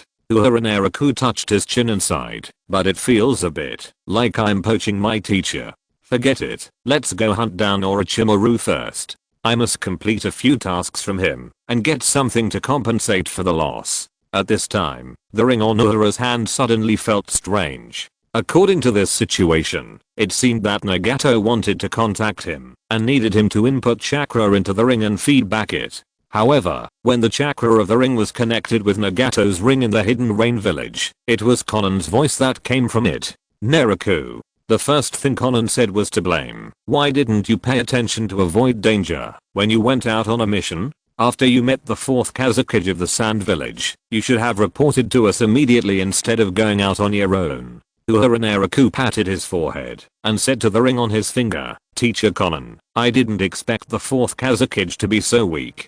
Conan agreed. The Kazekage is indeed very weak. Even Scorpion can kill the third Kazekage, who is known as the strongest. After that, Conan added, but he can't be killed by you, right? Have you used up your detonating tags? There are still a lot left. Uehara Naraku's expression was a little subtle. Why does the feeling of him talking to Conan now sound a bit like a parent calling to ask a child who is in school whether his living expenses have been used up? I'll be back soon. Conan was a little relieved, but she still ordered in a deep voice, leave the problem of Orochimaru to Sasori. It's too dangerous for you to be active in the Sand Village. Teacher Conan, I can solve it. Uehara Naraku quickly assured, and if I encounter danger, I can directly use the black stick to summon Tendo Pain. This was just to comfort Conan. According to Uehara Naraku's current strength, even if he met Uchiha Obito, he would not need to summon Tendo Pain. He was alone, he could fight when he wanted to fight, and leave when he wanted to leave. The ninja world was so big that no one could stop Uehara Naraku from escaping. No. Conan interrupted him, not wanting him to take any more risks. You've been away for too long this time. I'm still a little worried about you. Orochimaru is not that easy to deal with. Although Conan believed that Tendo Pain would definitely defeat Orochimaru, according to the information she knew, Orochimaru had been hiding his strength. You know, when Conan heard Jiraiya praising Nagato for learning ninjutsu so quickly, he mentioned in a subtle way that Nagato's talent for learning ninjutsu was comparable to that of his friend Orochimaru. Who knows if Orochimaru will have any dangerous forbidden techniques. Hey, Teacher Conan. Uehara Naraku knocked on his ring and whispered, can you hear me? Can you hear me? The signal here is not very good. Conan said repeatedly, I can hear you. You say, hey, can you hear me? Teacher? Can you hear me? Uehara Naraku repeated the sentence several times, then closed his mouth and quickly cut off the chakra supply to the ring. This is Uehara's magic skill in another world. The only problem is that Nagato may know the truth, but Uehara also has his own unique way to deal with it. He can say that he has been flying for too long and his chakra has been exhausted. Anyway, it's just a harmless trick. After a while, the ring shook a few times indifferently, as if it didn't receive enough chakra, and finally stopped. In the Hidden Rain Village, Konan looked unhappy. She clenched her fists and said, "I've lost contact with Uehara. I'm a little worried about him. Ahem." After coughing a few times, Nagato suppressed the smile on his face, shook his head and sighed. Maybe the child has grown up.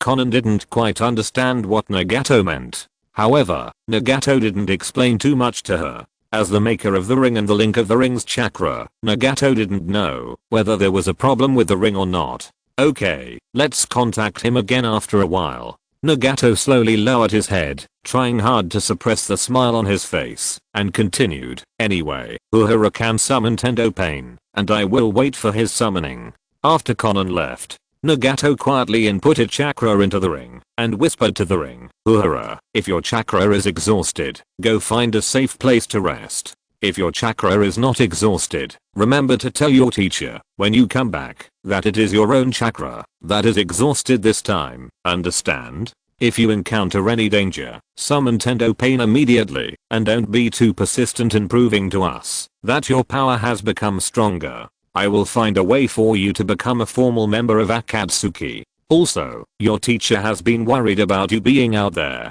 If there is really no way to catch up with Orochimaru, return to the Land of Rain immediately. You still have a lot to learn. I have also been through your age, and I was a little rebellious and confused in my heart, and I wanted to prove to my teacher that I have become very powerful. But, Uehara, you must remember that your safety is the most important thing to us. Wind Country." Uehara Naraku was a little confused when he heard Nagato's words. Just now, he seemed to have passively accepted an adolescent-style educational talk. Can this ring on his hand actually leave a message unilaterally? It seemed that when Hiden and Kakuzu were on the mission, Nagato had ordered them through Pain. The chakra that was wasted should be Nagato's own chakra. Uehara Naraku was a little touched when he heard what Nagato said. He had the idea of curing Nagato before, and after obtaining the skill of Star Infusion, it was basically possible to extend Nagato's life or reduce the burden on the Rinnegan. Now he must speed up to obtain a scroll of Palm Immortal technique, or find a way to explain the source of Star Infusion from somewhere. It seems that he can put the blame on Orochimaru, then go and deal with Orochimaru first, and then help them govern the Hidden Rain village. When you go back, it may not be possible to be a village chief, but it should be no problem to be an accountant in the village. Uehara Naraku quietly opened the destiny panel and looked at the direction where Orochimaru and Kabuto Yakushi fled. Their destination should be a secret base. Go to the base and wait for them. Uehara Naraku's figure quietly disappeared in the air, and his voice gradually dissipated on the sand dunes. When Orochimaru and Kabuto return home, they will be very surprised to see me, right? Go and search for healing scrolls. Thank you for the reward from Yideu. Thank you for your support. Have a nice weekend, and by the way, I'm asking for your recommendation votes. Chapter 100 Orochimaru's Mutual Explosive Talisman Technique. In the ninja world, Orochimaru's bases are everywhere. Perhaps Orochimaru has a unique way of economy. Each base he built has relatively complete facilities, and many instruments look very valuable. Uehara Naraku suddenly became a little interested. At this moment, Uehara seemed to have returned to his school days. Although Orochimaru's laboratory looks a bit more advanced than the physical, chemical and biological laboratories of a middle school, it does not prevent Uehara Naraku from messing around here. It's a pity that there are no ninjutsu scrolls here, only a few of Orochimaru's experimental diaries, which list a bunch of messy things. Uehara Naraku can't understand it very well. After a while, sitting around and waiting for people was a bit boring.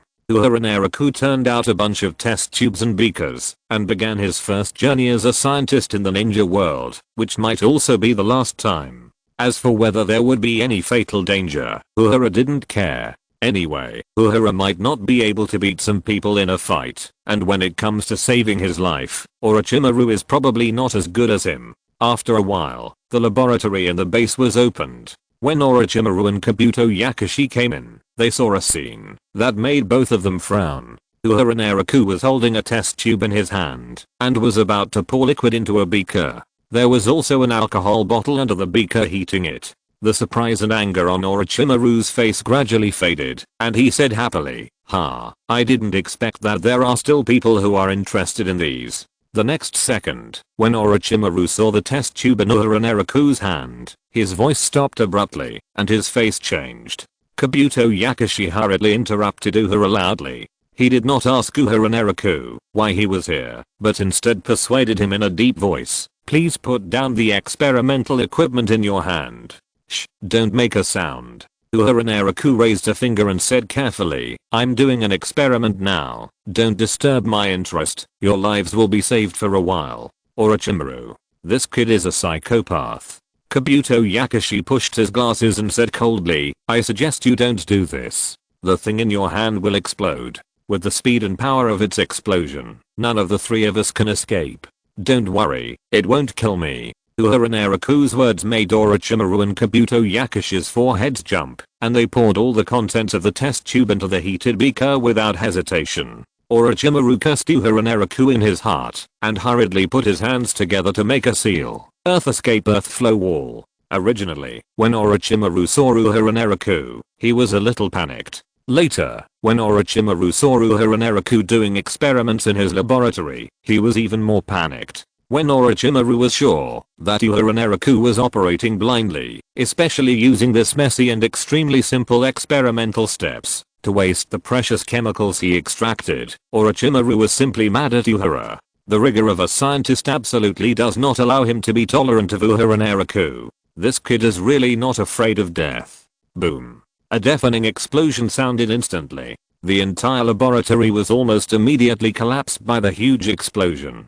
Kabuto Yakushi did not deceive Naraku. The liquid in the test tube he was playing with just now was unstable. It would be strange if it didn't explode when it hit the beaker and the messy materials inside. It's just that the power of the explosion is too great. The effect alone is far more powerful than the power of the Sea Level Great Fireball technique. Orochimaru hurriedly used the earth flow wall technique to defend himself, and inevitably suffered some damage. When they stood up from the ruins, Orochimaru and Kabuto Yakushi were a little embarrassed, and their appearance was greatly lost. Naraku was released from the state of golden body stagnation. Not even a hair was hurt. He even commented on himself leisurely, "Well, a successful blasting experiment. It seems that I have the talent to become a scientist." "You think too much." Orochimaru looked at Naraku with a ferocious and irritable face, skipped talking about Uhura's simple and naive little experiment, and said coldly, "You little brat, you can find this place."